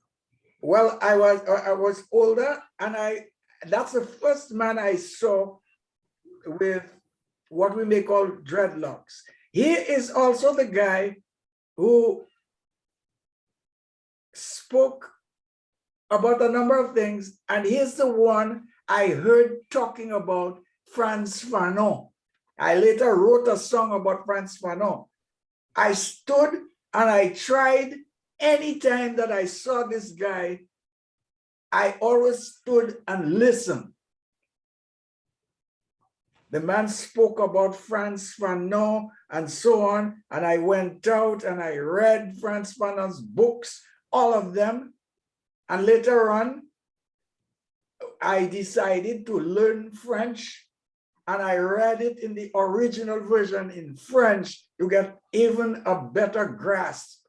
But Hakim Gordon, so to go back to this thing, I'll tell these people, you are 35 years old, you have your long locks, but do you know that in the evolution, so to speak, of the Dominican appearance, we have copied from this, copied from that. I wore my turtleneck and this copied, and it reached a point where from a musical standpoint, we said, okay, we are not going to copy anymore. We are going to collaborate, we are going to create, we are going to build. And that is the point and the importance of Cadence-Lypso. But I don't think that many of even the Cadence-Lypso exponent players and so on really understand that factor. It might take some time, but I wanted to bring that up. Yes, so I want you to just come back to the issue of the copycat society. Was it a question of being simply copycat, or were we trying to associate with Black people or people who looked like us? Because remember, before that Afro hairstyle, you had Nat King Cole, who put lye in his hair, which was very dangerous. Many people lost their eyesight because that caustic acid thing to relax the hair, if it went into the eyes, that's it, you're gone. That was to kind of comport with the dominant white culture, to look white, to make your hair look white. Mm-hmm. And there are people who even go to the ridiculous level of bleaching their skin. In Africa and some parts of the Caribbean, that's a big problem. But then you have Martin Luther King and the Black consciousness movement and Black power. And now people are saying, say it loud. Well, to a certain extent. No, Gordon, I mean, you got to finish it. You're saying, say it loud. Yeah, we're Black and proud. But in this, when we analyze, what you said there is correct. At first, we started copying white habits. And at a certain point, we moved to Black habits. And it appears to me that in the 1970s, when the Rastafarian movement really exploded in Jamaica, I think that there has been a collective decision by a large percentage of the youth in the Caribbean that they feel that this is the final step. We have become ourselves at last. But before that, I remember the first album cover. I hope I'm not wrong, where you all had dashikis and you had the, what you call the shack. What was that tree? Where you had the hibiscus bean. The hibiscus bean pot. You held it to make the word Exile One. Yeah. Exile and then the number one. But everybody was dressed in a shiki and had an afro. Not hibiscus, flamboyant. Flamboyant, I'm sorry, flamboyant. Yeah. That was a powerful photograph. Tell us what led you to that photograph and almost the use of the flora, the flamboyant, was almost a harkening back to nature and being one with nature and being natural. And you had a natural hairstyle and you had a dashiki. You didn't have a turtleneck. The turtleneck was gone.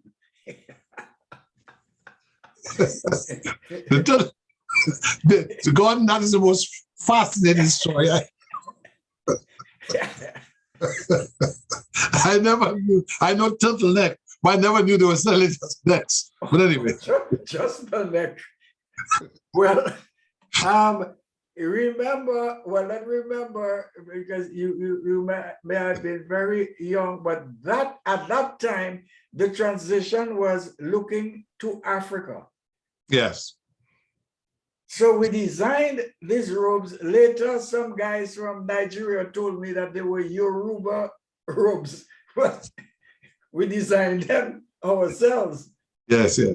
Okay, but they looked African and just so that those who will be listening to this later on will understand.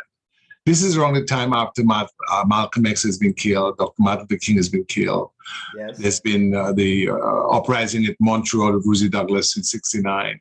And in Dominica from 1970-71, they started to have African Liberation Day marches, asking people to support the freedom movement in South Africa, in Angola, in Guinea-Bissau, in Mozambique.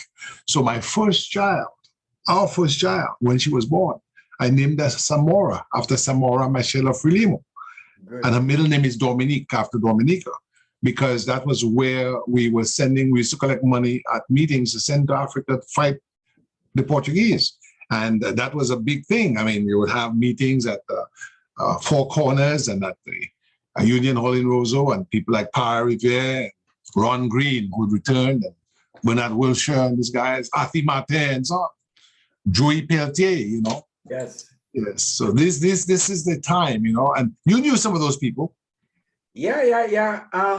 But most of all, I feel they had such impact on the psyche of the youth at the time, because if we really analyze the transitions that we've been speaking about, including the turtleneck, they impressed on the youth of the country that Africa was not a continent of, because when I went to the Carib cinema as a boy and a Black actor would appear, the whole of pit, which was the cheapest part and the most populist part of the cinema, would shout out Zulu, Zulu, and so on. So let the record reflect that for future generations who will see this long after you and I are gone, that in the Dominica of my youth, these derogatory, Zulu was considered a derogatory term. Look at you. Yes. You black like Zulu. Yeah. You ugly like Zulu. Or look at you black like Ta. Yeah.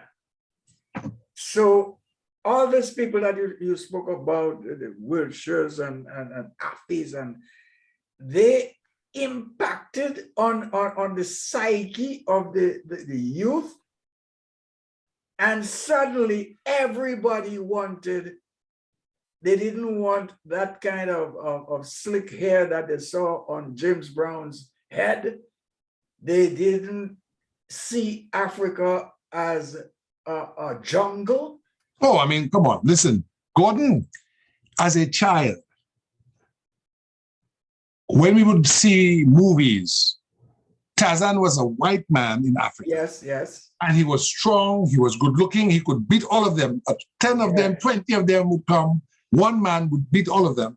So you didn't want to, there you go. You didn't want to associate with a loser or losers. You wanted to associate with somebody who was a victor. And so the African guys were just there jabbering, talking nonsense. First of all, they couldn't speak English. We couldn't understand what they were saying. Right. Tarzan could speak English. Right. Jane could speak English, and they were strong, and they were good looking. So we affiliated, as is human nature, with what? What was success. Success. Yeah, yeah. So it was not an easy task for these relatively young men in Dominica to change the whole view. We were trained, we were educated, we were indoctrinated, and we can even avoid talking about the religious aspect, all the images, everything. We grew up, so we were brainwashed. Let's call it that. Let's call it what it was. We were brainwashed into. I for some reason, I don't know how you realize. I was trying to avoid. Yeah. No, I mean, we have to be blunt, We were brainwashed into thinking white was superior and black was inferior. It's as simple as that. Simple as that. Yeah. And I can remember in that period speaking to my mother about this new way of seeing life, because my mother's father that I never got to know seemingly was from the La Ronde area and felt that he was superior because he considered himself white.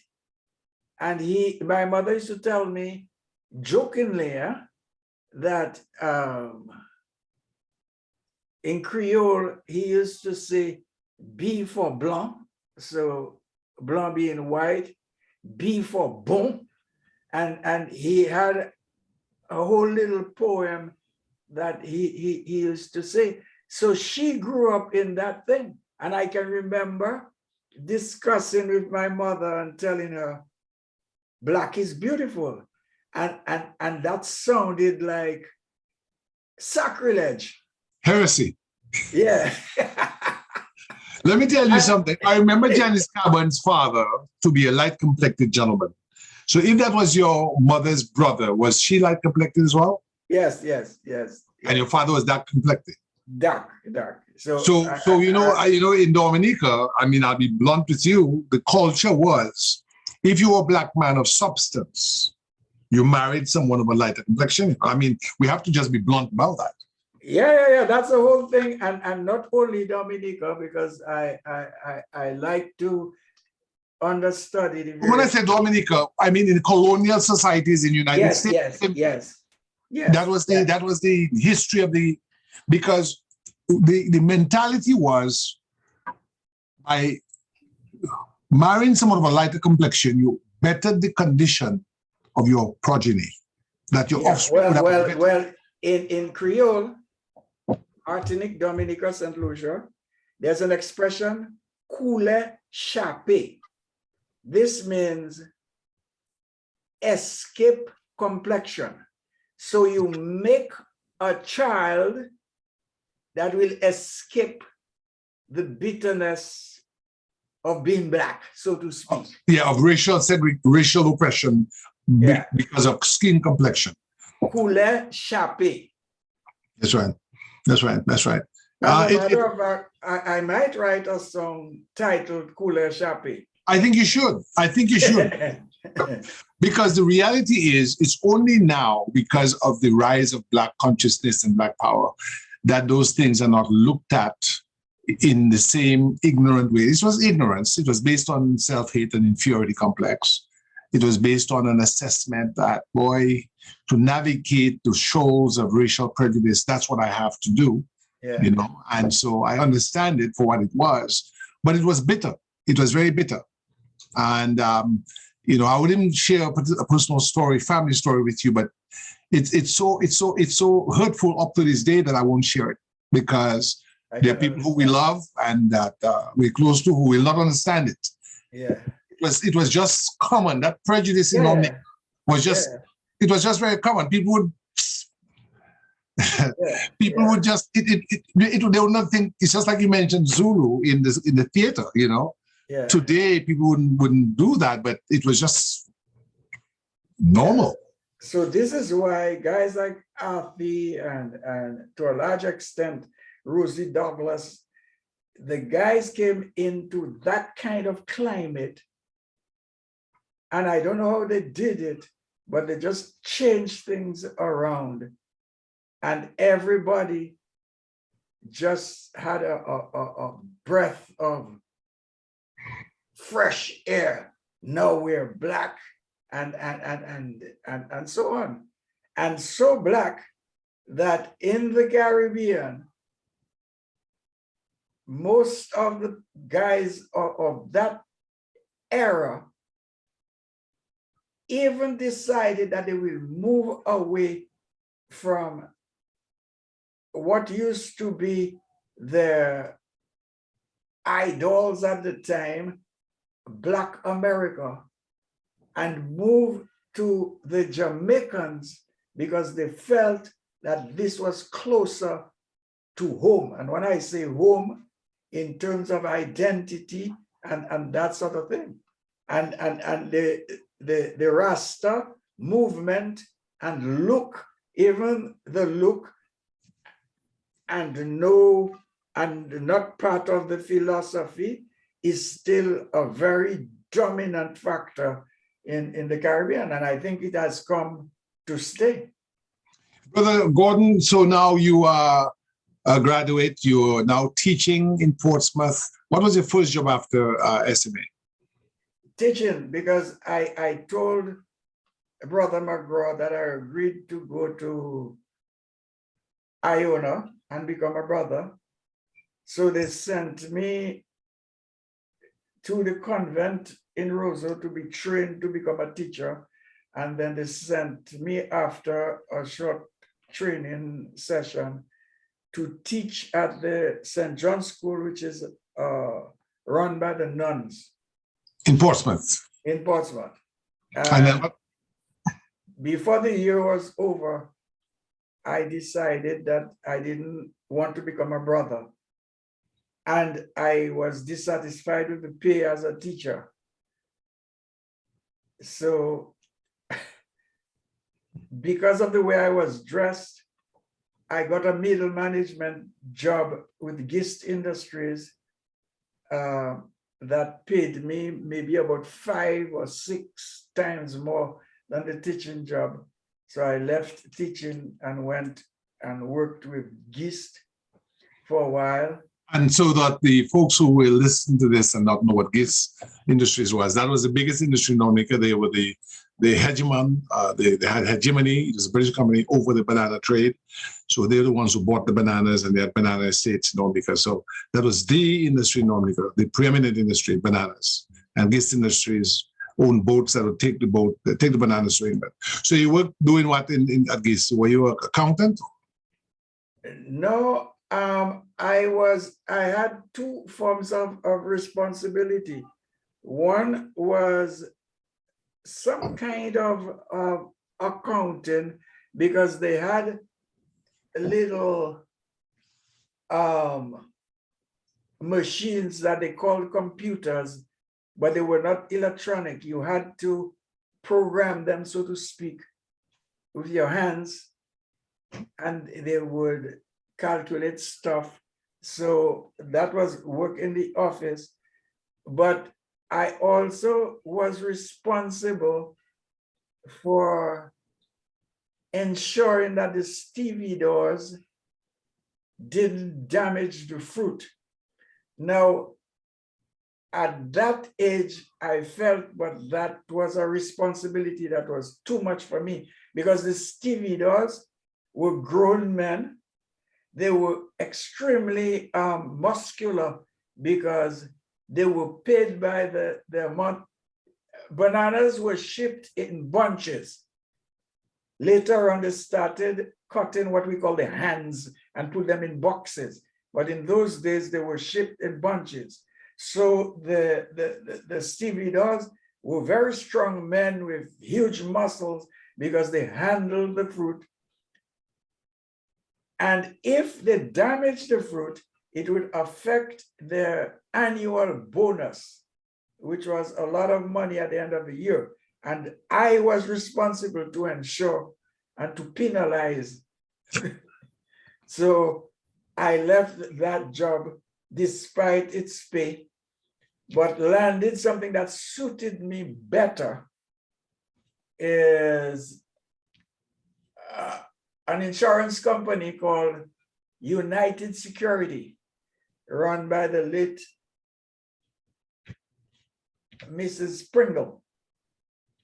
They had a band, she sponsored a band called the Security Pearls. Her company was United Security. So I got a job as an insurance agent and a player in the band. So Miss Pringle was the wife of the agriculture, I think, management. He was That's it. He was a Jamaican guy who gave the Dominican agriculture. That's it. Yeah. That's it. And that was your first band. She might have been a Giro. Okay. And that was your first band. Yeah. So your first band was called? I am not sure which one came first, because at one time we had a quartet called Voltage 4, but I don't remember if Voltage 4 came before Security Pearls. But who was in Voltage 4 with you? Who were the members of Voltage 4? Voltage 4, we had a guy called Chris Francis on guitar, he's deceased. Oliver Cruikshank, who deceased as well. What did Oliver play? The drums, the same thing. The bass guitar was played by Anaïsen Rabes, who had the largest afro in the world. How you spell his first name? Anaïsen, Anison. It probably is Anison, but we call him Anaïsen. And what did he play? Bass guitar. And Gordon Henderson vocals. Vocals and keyboards. So Gordon, you can play keyboards. Yeah, well, one of the best-selling records of Exile One with Akiaka and all that stuff, I am the one playing the keyboards. Amazing. Yeah. I always saw you as a vocalist. I never knew you. And I saw Fitzroy as a keyboard player. Yeah, because at some point I decided, because we were two keyboard players, I decided to go up front, and that's how I more or less abandoned the keyboards. Let me ask you, who taught you the keyboards? Wow. I did that myself, because the way we started is at St. Mary's Academy, I lived at the hostel, 22 boys. And everybody who lived at the hostel in my time could play the guitar. Everybody, this one would teach that one and so on. So when I went to Portsmouth as a teacher, I got a job with a band called Techniques with Newton Garraway and Neil Joseph and these guys. And I played the bass guitar because guitar is what I could play. And one day they lost their keyboard player, and I went to the band house and I just adapted everything from the guitar to the keyboard, and it went through. But many guys in Dominica, that's how they included keyboards, because it's basically the same thing. It's no big deal. So at that time, Gordon, what are the influence? First of all, did you ever go to my uncle's music school, the Christian musical class? Fitzroy went there to learn the violin. Oh, wow. Yeah, I only went there to buy guitar strings, and I was fascinated about his pattern of speech. You know, I told you I was always interested in linguistics. Yes. So I would go there because he was the type of guy, if you if you use bad grammar, he would let you have it. Yes. So I can remember coming one day to impress him, and I told him that I'm here to purchase a set of strings. And he found that that was too much. Why don't you just say bye?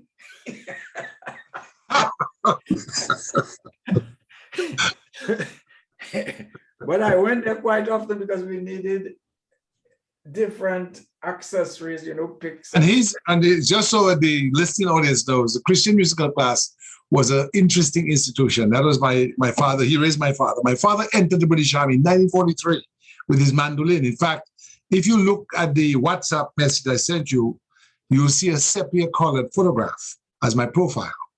That's my father in the British Army. And if you look at his feet, in front of his barracks, you see at his feet a mandolin. Okay, because there's a lot of stuff that you sent me that I have to go through thoroughly. Yes, yes. You know, I just perused it. Yes, Okay, so he raised him, and even when they had a little quartet or whatever, Ellen Christian, then Sister Daisy, my dad, and then he says, you know, they went to the Grange in Portsmouth to play for the Judge right before the war. And the guy, they were playing Blue Danube and all his classics. The guy was very sort of bored. He says, Christian, play Malkabwit. And that's a song, you know, Malkabwit Kidi, Vep Pakafidi. You know the song? Malkabwit Kidi, Vep Pakafidi. And he says his brother Ellen pulled the guitar. He says, I don't play such filthy music on my instrument. And H.L. Christian said, it's not what you want, it's what the man wants. You know, he's paying, you know. Right. They played his song. But he said, even then, sometimes he would rap them on the knuckles, you know, because he's older, read them on the knuckles and so on. So they, as a cadet, they sent me there in 72, 73, when the band started on the Barnaby. The cadet band was revived. I didn't know, I thought it was started. It was Norman later who told me that in the 50s there was a cadet band. I didn't know that. And I went there to play music. I knew some rudimentary music. Right. And I blew a few bad notes. He took a ruler. He said, I'm letting down the side, you know. So I didn't come back. I did. So up to this day, my ability to read music has been stunted because I revolted and didn't come back. I continued playing by ear, you know. Right. And he finally reconciled with me when we did our first book in 92. He said, okay, you know, give me a break. But he was always disappointed that I didn't follow up, you know. But my cousin Pearl is doing a good job. So Pearl and Purcell are doing a good job. So, yes. But so you went there to engage him. What about his pattern of speech, Gordon, fascinated you? Well, he was very articulate. He had a choice of words, and you know, in terms of music, because sometimes you would have to describe what you want and what you wanted to do and so on. And we were not very familiar with all the expressions. Like, it's not like today when you can just go to YouTube and get lectures and all this kind of thing. So we would say things, and he would give us the jargon of music in general and that kind of thing. And I know that a lot of guys didn't like to go there because they thought that they were being scolded. But I used to like to go there because he, in fact, educated people, and he seemed to have loved doing that, you know? Well, you know, they came from a family of teachers, and actually when I went to Panama, I got their father's pay stub from 1915. Their father, or my grandfather, worked on the canal, you know, and there are a lot of Dominicans who did that, and the Panamanians still have the archives. I'll send you by WhatsApp. So interestingly enough, he ran a commercial class teaching typing and secretarial studies. Wow. And music, and also a music shop, so people could buy strings, guitars. So it was the music store in Dominica. Yes, yes, yes. You know, all the supplies. Yeah. So that's where we got that. So what I want to get back to, Gordon, is your musical influences that after Volt 4 techniques, you now come into Exile One. What is it that you were hearing? You have Calypso, you have incipient reggae. Was it because you went to the French islands? Or was it because before you went to the French islands, you already had an orientation towards Creole music? No, I didn't want to go into the Creole thing at all. As a matter of fact, at one point in my life, I didn't want to pursue music anymore. Because I went to Puerto Rico to pursue music, because before that I had gone to Guadeloupe with Voltage 4, and we had a very successful summer. What year was that? Wow. Was that 70 or 71? I would like to believe that this might be 1969 moving into 70, or during 1970. I think that's 1970. So we had, because I didn't realize that, but during the summer months, June, July, August, the population of Guadeloupe and Martinique is almost doubled, because it's almost like all the French Windrush people are given vacation, and they go home and they paid vacation with their families. So the population, and they call it vacances, vacation time. So with Voltage 4, we had 3 successful months, came back to Dominica for lots of money and stuff. And I decided, well, what kind of music were you playing in Voltage 4? Top 40? Well, funk, calypso, reggae, no Creole, absolutely no Creole.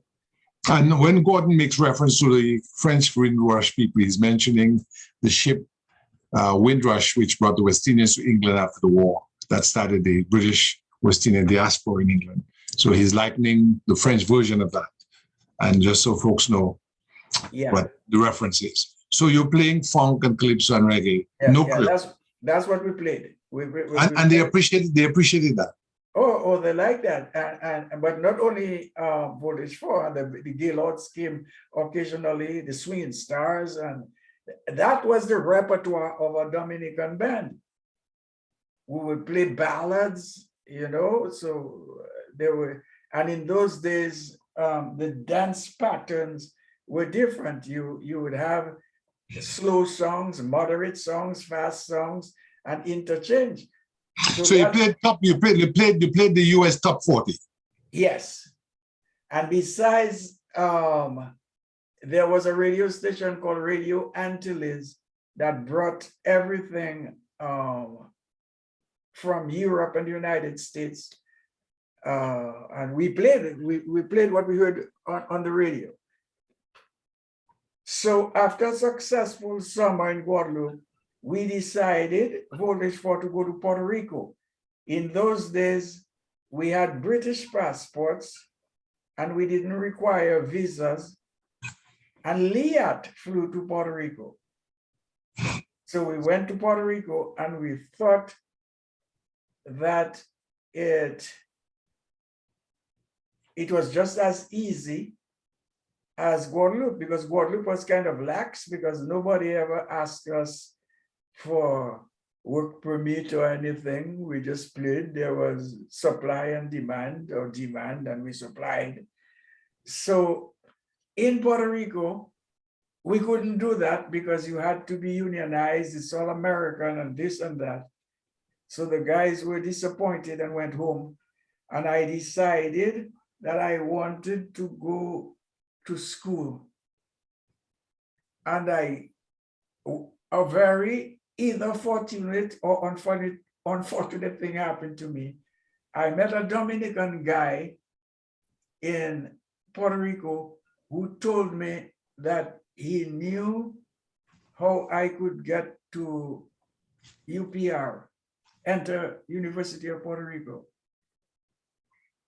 At the time, you only needed 5 O-level GCE and transcripts from St. Mary's Academy that was basically American. Yes, yes. So I got that.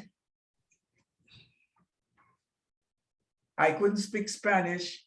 I decided to study business administration. I hate to talk about it, but I think it's important for some people. So you entered the UPR? Yes, and started doing— What year? That must be 71. Okay. And started doing a business administration thing in English. Okay. So the guy handled everything for me, gave me admission receipts and this and that and so on, and started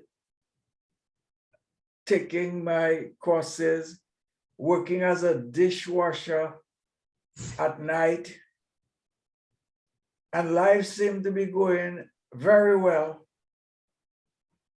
until one day I was called in and they told me, but you are doing well, we like you, but you haven't paid your tuition. But I said, but the same guy who paid for the admission, he's the one I gave the money to pay for tuition. He said, no. He didn't pay anything. And I made money from tips as a dishwasher, but I squandered it. I mean, I was young and I had no money. I couldn't pay. And this is how I had to give up on that and started heading to Dominica to think of a new life. I stopped in Guadeloupe and I met an old friend that I knew, a musician. And he told me, oh, I know a guy who is making an album and he wants someone to come and sing a song in English for him. Do you think that you can write some lyrics and sing the song? I had not made any, I had recorded before, but I'd never made a recording that was released. So I was getting paid. So I jumped on the opportunity. I went and I did it.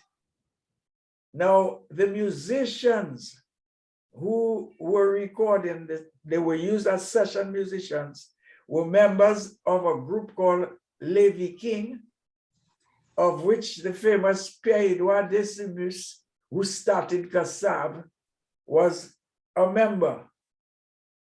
And when they heard what I did, they seemed to be so impressed, they invited me to join their band as the English singer, because they had a Spanish singer, a Creole singer, who was Ipomen, the one who took me to the studio, and they never sang in French. As you will notice, that Kassav never sang in French.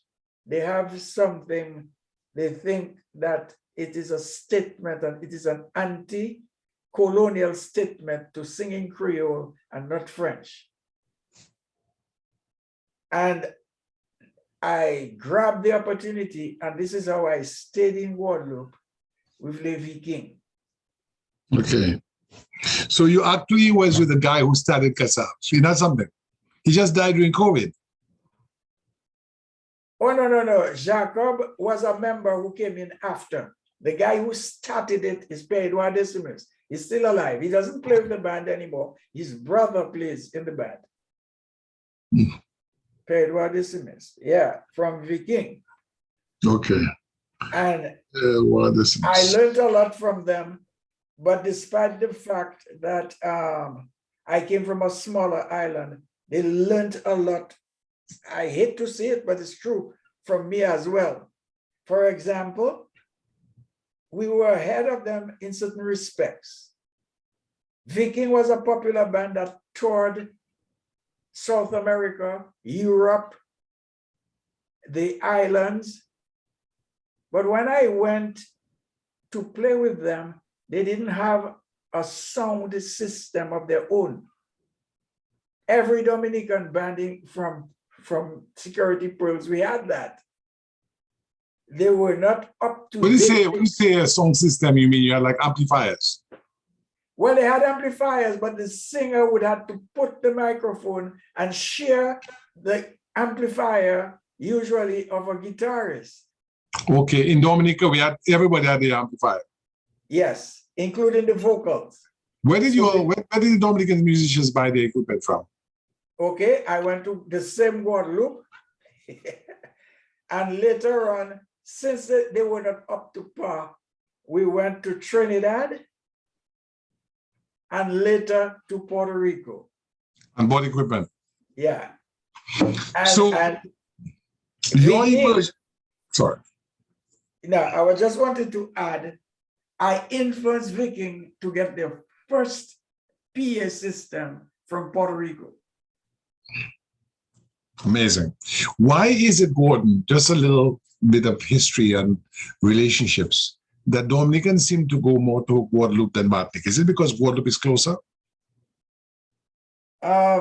Pete, I've discussed that with many people, and there seems to be an affinity to travel. For example, St. Lucians go to Martinique. It's true that we are between Martinique and Guadeloupe, but people have a tendency to go south, they say. That's what some people say. They have a tendency to what? To move south. No, but I mean, Dominicans will be moving north to Guadeloupe. So is it north then? To go north then? Yes, to go north then, yeah, because remember, Guadeloupe is south of us. Guadeloupe is north of us, Martinique is south. Although I met a student from Bagatelle, Petit-Saban area, who said to me that when she was a child in Petit-Saban, Bagatelle, they did more trade with Martinique than with Roseau. Yeah, that's not true, but the large majority of Dominicans, well, they say that people like to go north, right? Yes. So Dominicans have a tendency of going to Guadeloupe. Yes. Guadeloupe, they have a tendency of going, what's the next one? Antigua. Ah, I didn't know that. Yeah, because Antiguans seemingly do not eat goat meat. And I don't know if it's still the case, but there used to be goats running all over the place, and boats. There's always some kind of trade between Guadeloupe. St. Lucians tend to go to Martinique. Yes. Did you go to Martinique a lot? Yeah, quite, maybe equal. The only thing is that I lived in Guadeloupe and never in Martinique. But Was there any difference in the treatment between Martinique and Guadeloupe? it's the same. It's Yes. the same. Yeah. But I felt a greater affinity with Guadeloupeans because they seem to be, in my opinion, well,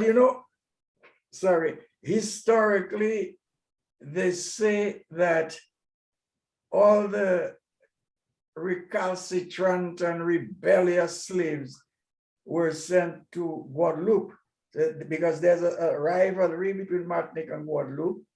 They always talk about Saint-Pierre in Martinique having been so advanced. There was an opera house before the eruption of Montpellier and nightlife and all that sort of thing, that even to this day, Guadeloupe is only now starting to get into it. So there was something less French in Guadeloupe than Martinique. Martinique is closer to French culture than Guadeloupe. Guadeloupe seems to be an authentic island. Creole.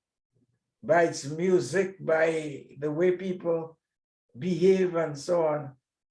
But some people may think that the Martinican view is sophistication. Yes. Let me ask you a few questions that are personal. I hope it's okay. What's the name of your wife? My wife's name is Shannon Vigilant. She was a Miss Dominica, I take it? Well, she acted as Miss Dominica because she was a first runner-up, and the one who won got a scholarship. So I think the job of the runner-up is to represent the Queen thing. But later on, she became a Miss West Indies and represented the West Indies in some international pageants and that sort of thing. But that's a long time ago. So how long have you been married? Well, we officialized that about, I'm ashamed, I know my anniversary is coming up on July the 23rd. But we were married probably 10, 11 years. But I always consider myself married from the time we started living together. And that is in the year 2000. Very good. And do you have any children? No, we don't have children. I have children. How many? And she never wanted children. I have 4 children. Your names? So we have 2 boys.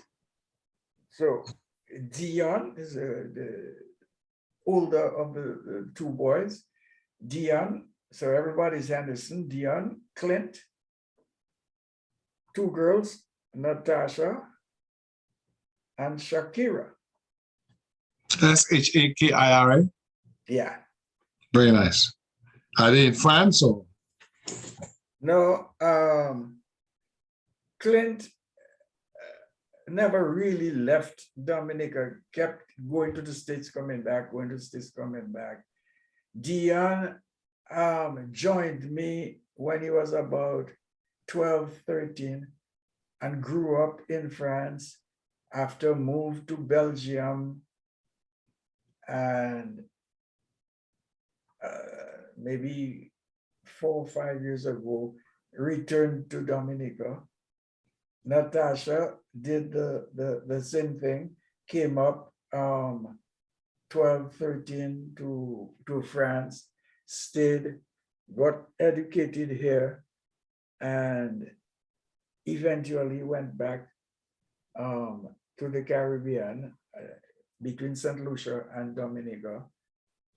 And Shakira never really lived with me, came to spend vacation, summer vacation. That's when we saw a lot. And then she decided to study a lot. So her pride is to spot her long list of various doctorates that she holds. That's very good. And are they with one mother or are they different mothers? No, I'm a guy of the 60s, you know, 4 different mothers. Okay, okay. So this is why when I decided finally to settle down, I did that because I was a different person. But I'm so happy that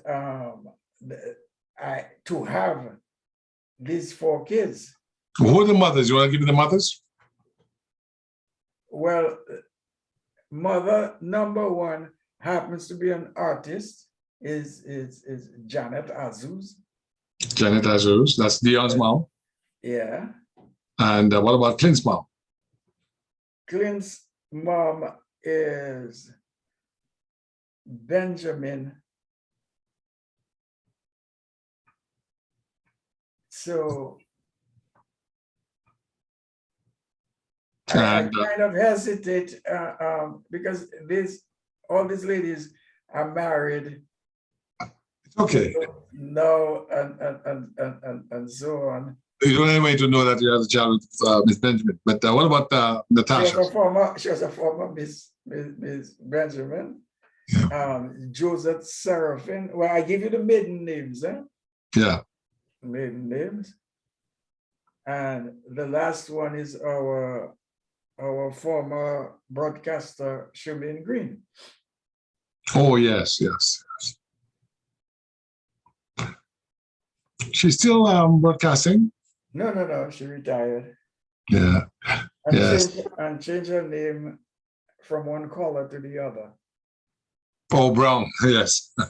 What is Benjamin's first name? Madeline. Okay. So, let me ask you, what role, would you consider yourself a Christian or just a man of spiritual orientation, drawing from the great source above without any denomination? Well, I have a lot of admiration for the man, Jesus Christ. Yes. A lot of admiration. In fact, if I were to meet someone famous, quote unquote, that's the man, because I don't understand at this time and at the age where they said that he died, that he was able to be that revolutionary in a very good sense in shifting the view of the way people think and so on, and humility and so on. So the man I admire. The God, I am a bit indecisive about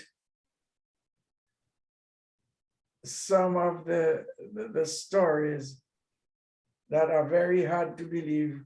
And I think that catechism is for children. I understand. But do you believe in prayer? Yeah, I believe in prayer. I even believe in the church, and when I say the church, it can be any denomination. I believe in prayer because it is a form of motivation, sometimes self-motivation. He can do a lot, but I do not consider the recitation of prose or poetry as prayer. Like the Lord's my shepherd and the Lord, you know, And I like particularly that one because it's a psalm. Being a musician and a songwriter, I admire the works of David, but not from a spiritual standpoint. as a psalmist. Yeah. Okay. You know, Okay. I think, but I believe that prayer can be in thought, word, and deed, and it has to be personal. Yes. I think prayer is personal. So I don't like all these demonstrations of hallelujahs and those kinds of things. That is why I was moved when I heard, I don't know if he's a pastor, but Mitchell, Yes. his sermon. I mean, these are the kinds of things I know It was a wonderful sermon. I think he said in the sermon that if he were to go back to Dominica, you'd be involved in carnival. Yes. I remember he said. Yes. And probably I am impressed by his oratory too, because there's a type of Martin Luther King formula and so on. So I find it as an artist, I admire the artistry, but I still like above all the content, you know, and it reaches me. I like that kind of thing. But I draw a thin line between superstition and those kinds of beliefs where, oh, this cannot be explained, it's a mystery, and you just accept it like this. No. Understood. Gordon, it's been 100+ minutes, 60 minutes, 1 hour. We're sitting over, 2 hours. But I want to get a little bit of Exile One in.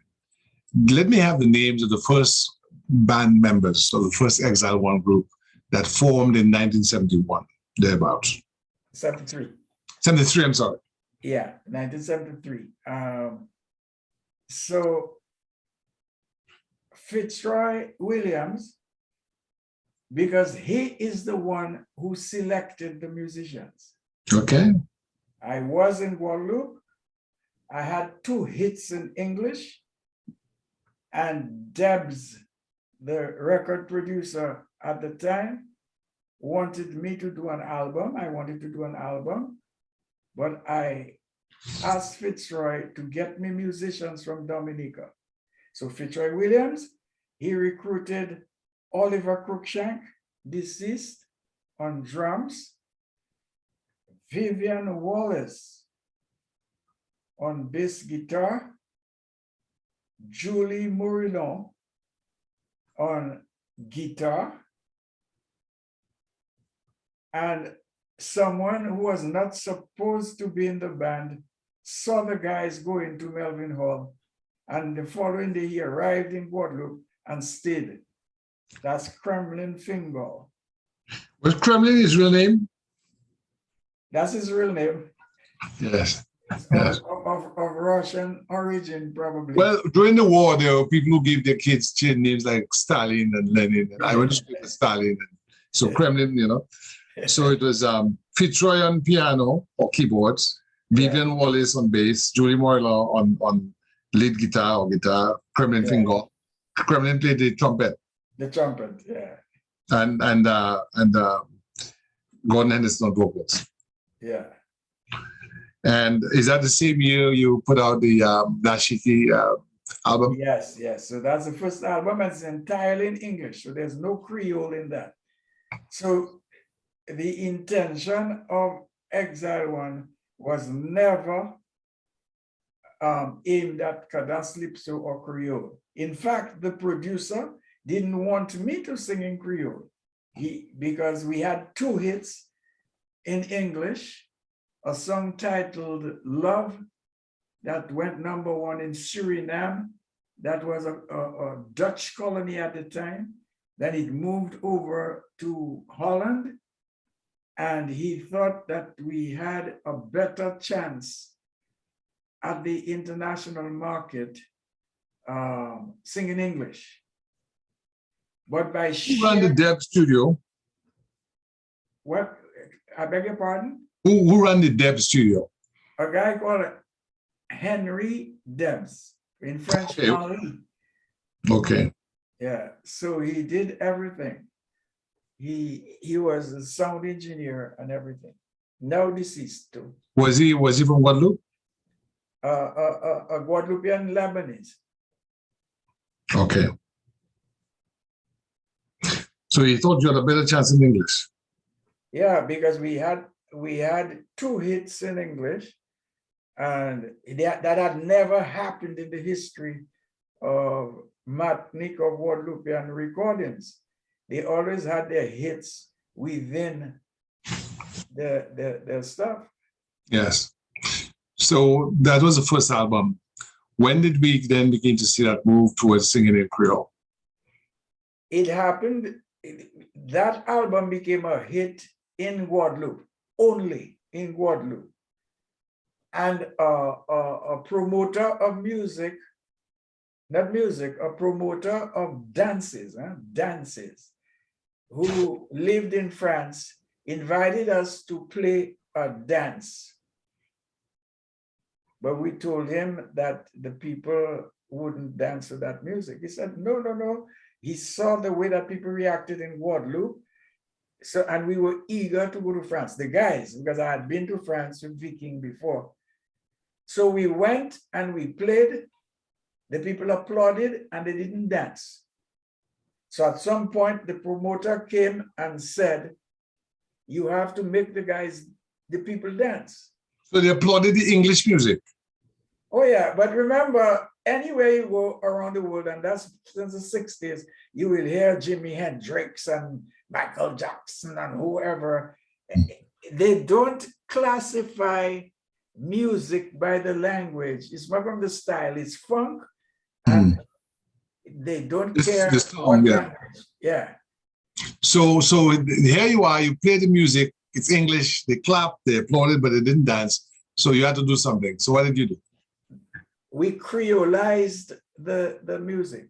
And by creolized, by then I had worked with the Vikings long enough to be able to change the same repertoire that we had, change the lyrics. So from a language standpoint, we changed the language from English to Creole. And from a musical standpoint, we changed 2 fundamental instruments, the drums. Crookie decided to play the drums more like a Haitian, because we were acquainted to Haitian music. And the bass guitar, Vivian played similarly. So this is why we combined our Calypso heritage, if you will, with the Franco, what really made people dance in the French West Indies, and still today, is compa music from Haiti, more than Zouk.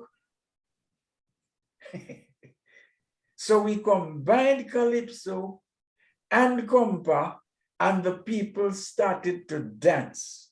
Okay. So that's where you got the Cadence-Lypso, the French heritage compa music of Haiti, combined with the Calypso music, and then that's where people started to dance. That's it. And I named it, I could have called it Compa-Lypso, but I chose not to call it Compa-Lypso and call it Cadence-Lypso, because the Haitian music was called either compa direct or cadence rampa. I see. So I chose cadence because it's a cognate of some kind. It is the same word in English, in French. Cadence, the beat, the time, the rhythm. So cadence made more sense. Cadence rampa or what cadence rampa or compa direct. Today they refer to their music only as compa. yeah, cadence rampa. I heard about, but it's gone out of usage. Yeah. Yes. So Yeah, I but this is took half of the cadence rampa cadence because the word cadence is French and English. It's a cognate. cadence. Yeah, I say it's a movement. Right, right. So it made sense and made up a new word, composed word, cadence-lypso. But the interesting thing that happened is the same night there was a record producer from Morocco who was at the dance. Okay. And he offered us to do a recording. And we all said, no, no, no, no, we don't want to do this Creole thing. We want to do English. We had the same vision with Rihanna. Yes. Rihanna left Barbados and we want to hit the American market. I mean, the guy said no. Eventually, he convinced us and we did 2 albums with this guy, one in English and one in Creole. And guess what? The Creole one took off like a rocket. Yes, yes, yes. I'm looking, I'm just saying on Wikipedia, there's a very good Wikipedia explanation of cadence-lypso. And of course, you know, your role is quite unique because it's quite unique. It talks about Exile One, you know, was the band that combined it. And by the end of the 1970s, Gordon Henderson defined cadence-lypso as a synthesis of Caribbean and African music, fusing the traditional with the contemporary. It was pushed in the 1970s by groups from Dominica and was the first style of Dominican music to find an international audience or international acclaim. And this is on Wikipedia. And so, you know, it's a high honor and privilege, Gordon, that I'm speaking to a legend, someone who brought our music to a global audience. And I want to say thank you, sir. There's so much more we can say. This is to be continued. But I wanted you to, before we go on to the part 2, which will give more detail about your trips to Africa, Réunion, France, the world. That will be more focused on Exile One and your legacy. And you're coming to Washington in the 1990s, have been awarded in Washington as a titan of Caribbean musical form. I wanted to get some inspirational words from you as to where you see the music going, based on that wonderful legacy of splendid effort and splendid success that you've had as a proponent, as the one who created that new musical form, cadence-lypso. Well, I see a lot of hope in what's going on because in Dominica, there's a big movement. There's a cadence-lypso month that went on last year and in 2020. Is that Wadix, Joseph? Or? Yeah, Wadix is the initiator of all of that. Wadix has been... Just for those who do not know who he is Wadix? Tell us. Okay, Leroy Charles, better known as Wadix, started off a few years as a DJ, but the type of DJ that would be... There was a time when live music and bands had become almost obsolete, and they were replaced by massive sound systems with DJs. And Wadix is the Dominican, the most famous of those DJs, and became world famous, went to all the carnivals around the Caribbean, United States, Canada, and so on. Yes. And after a few years, well, I figured the DJ thing, bands became fashionable again. He went into broadcasting and started doing radio shows and specialized in Creole music, Yes, and more particularly Cadence-Lypso. that's right. So even when Cadence-Lypso was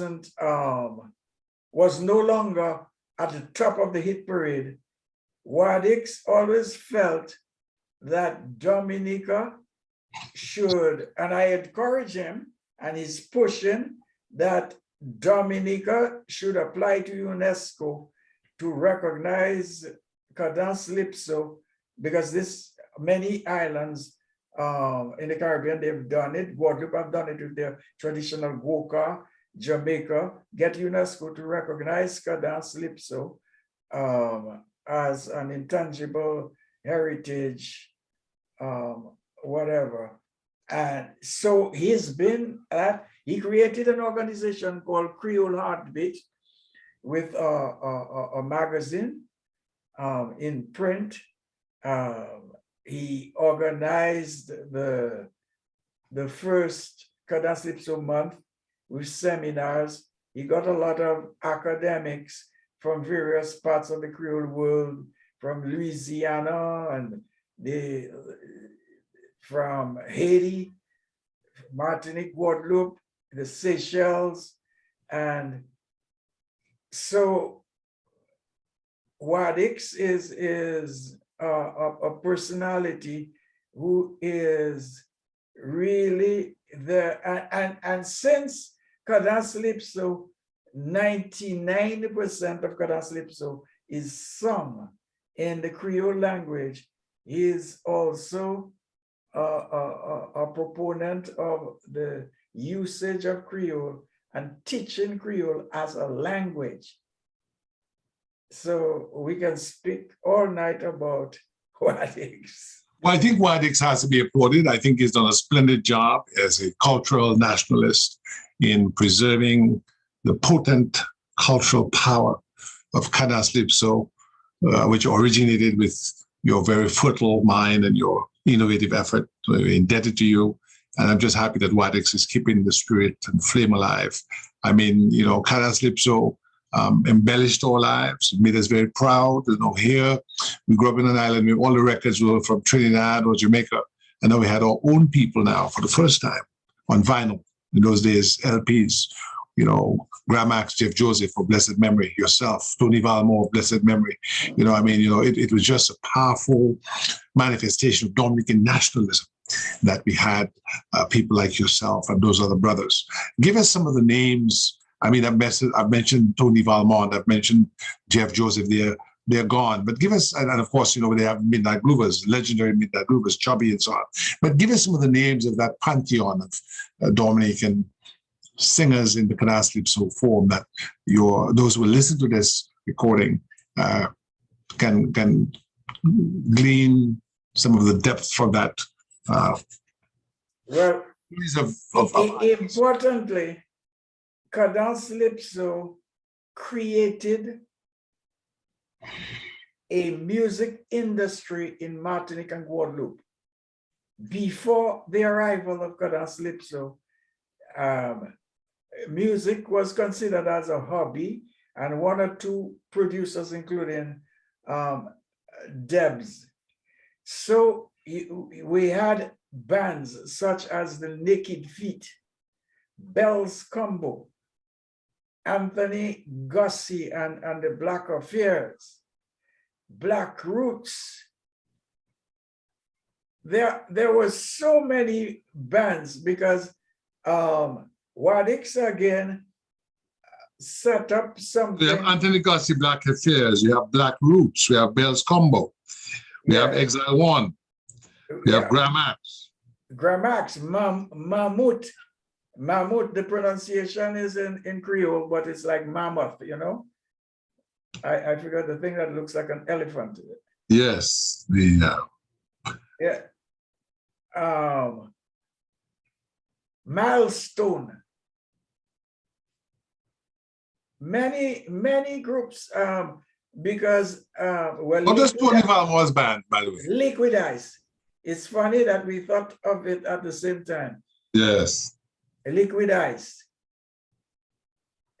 Because right now, another WADIX initiative, there is something called the Cadence-Lypso Square, which is a square by all means at the ferry terminal in Roseau, with a protected area with paintings, hand paintings of some 30 of the artists who built that movement and created that music industry in Martinique and Guadeloupe. I think it'd be very important for them to put portraits maybe inside the terminal of the bands and inside the airport also, Marigot, of the bands. And where it's possible to put, there's a way to etch images on metal so that they are impervious to being easily worn out by the elements and so on. That's right. We can try to do that, that way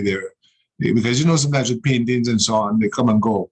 But if you can put that sort of like almost bronze bas-relief type of thing and screw it into a wall, people then can have that as a legacy history. It's a history wall, Exile One, Liquid Ice, Mahmoud, Grammacks, Black Affairs, Black Roots, a Milestone, Liquid Ice, Bells Combo. Bells Combo, we can have that there.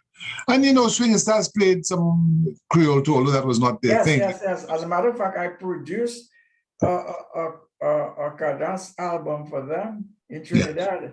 It was titled Grotto Brûlé. Yes, I remember that song, Grotto Brûlé. Yes, I remember that song. So Gordon, I am going to say to you that this has been a wonderful interview. We have to continue it so we can get into some of the tours that you did.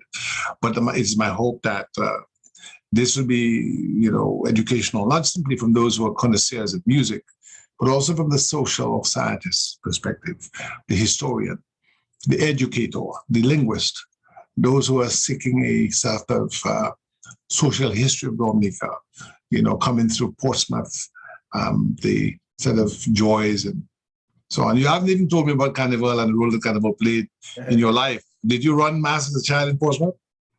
Yeah. And the expression "cooey mass," run mass is really something that is typically Portsmouth. There's a thing called a long run, but let me tell you about the long run. Here I am, a Dominican.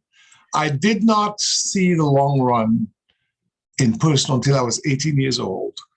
That was the first time I went to Portsmouth because I had a girlfriend that I'd met in the course of the independence movement called Daphne Edwards. And I saw Atlee Douglas walking out of a band, just strolling out. And then about 100 yards later, he turned around and he kept it back. And he was just firing, coughing and so on. And I was told that's called a long run. There's nothing like that in Roseau. He was just throwing punches, man, and going through the band. This is unique to Portsmouth. Yes, man, that was amazing for a long run. It'd be interesting to find out how that developed, because it's nowhere else in Dominica. The long run. Do they still do that in Portsmouth? I think they still do, because I was performing at Creole in the Park once.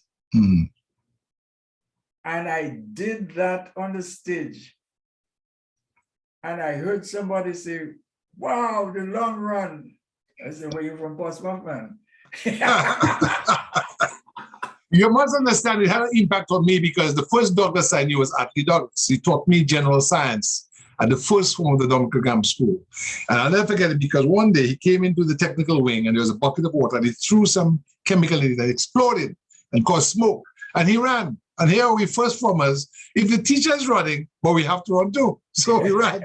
And so that was, I'm now in sixth form. So that's like 6 years later or so. And Atlee, the distinguished guy, former teacher, he's doing this thing. I've never seen the long run. You would walk out the band, you leave the band, and maybe 50 paces, you turn around and you start coming back through the band. But as you're coming back, you're throwing punches to clear the way. The long run. So Gordon, Atlee has become a vet now, I think. Yes, he's a veterinary doctor in Long Island, New York. I speak with him on occasion. We usually have some nice. Yeah, because of Facebook, we're in contact. Yes, yes. I just want to say good evening to you and to Shannon, and to not try to deter you or delay you any further. But this has been a wonderful interview and conversation. And Gordon, you've got a great command of history and language, and I can see the teacher in you, you know. I can see the educator and the historian and the social scientist and the musician all combined.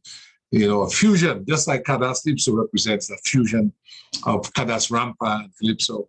I just want to say we salute you, sir, for your outstanding service to culture, not only Dominican culture, but Guadeloupe and Martinique, as you said, Guadeloupe and Martinique owe the music industry to Cadence-Lypso and to your work and the work of others who are part of that firmament. And I'd like it to be, before we close our eyes, that we also see the development of a music industry in Dominica, because I believe that rich history is worthy of some focus, so we can have music as a means of livelihood in Dominica. Today, you know, in the United States, you have rum bars all around Washington, rum bars sprouting with Caribbean music in the background and people making a lot of money. I believe that we can use our music and our cuisine and our drinks and so on to create something similar.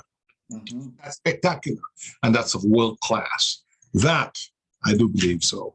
As I wish you farewell, let's live with that thought as we compliment the Wadicks and all the others who are doing a masterful job to keep our literature alive in way of musical form, in way of written form, and paying tribute to those like you who opened the door, set the pace, and ignited a movement of cultural expression that blazed the trail across the world. Thank you, Gordon Henderson. Thank you so much. Thanks for having me. God bless you.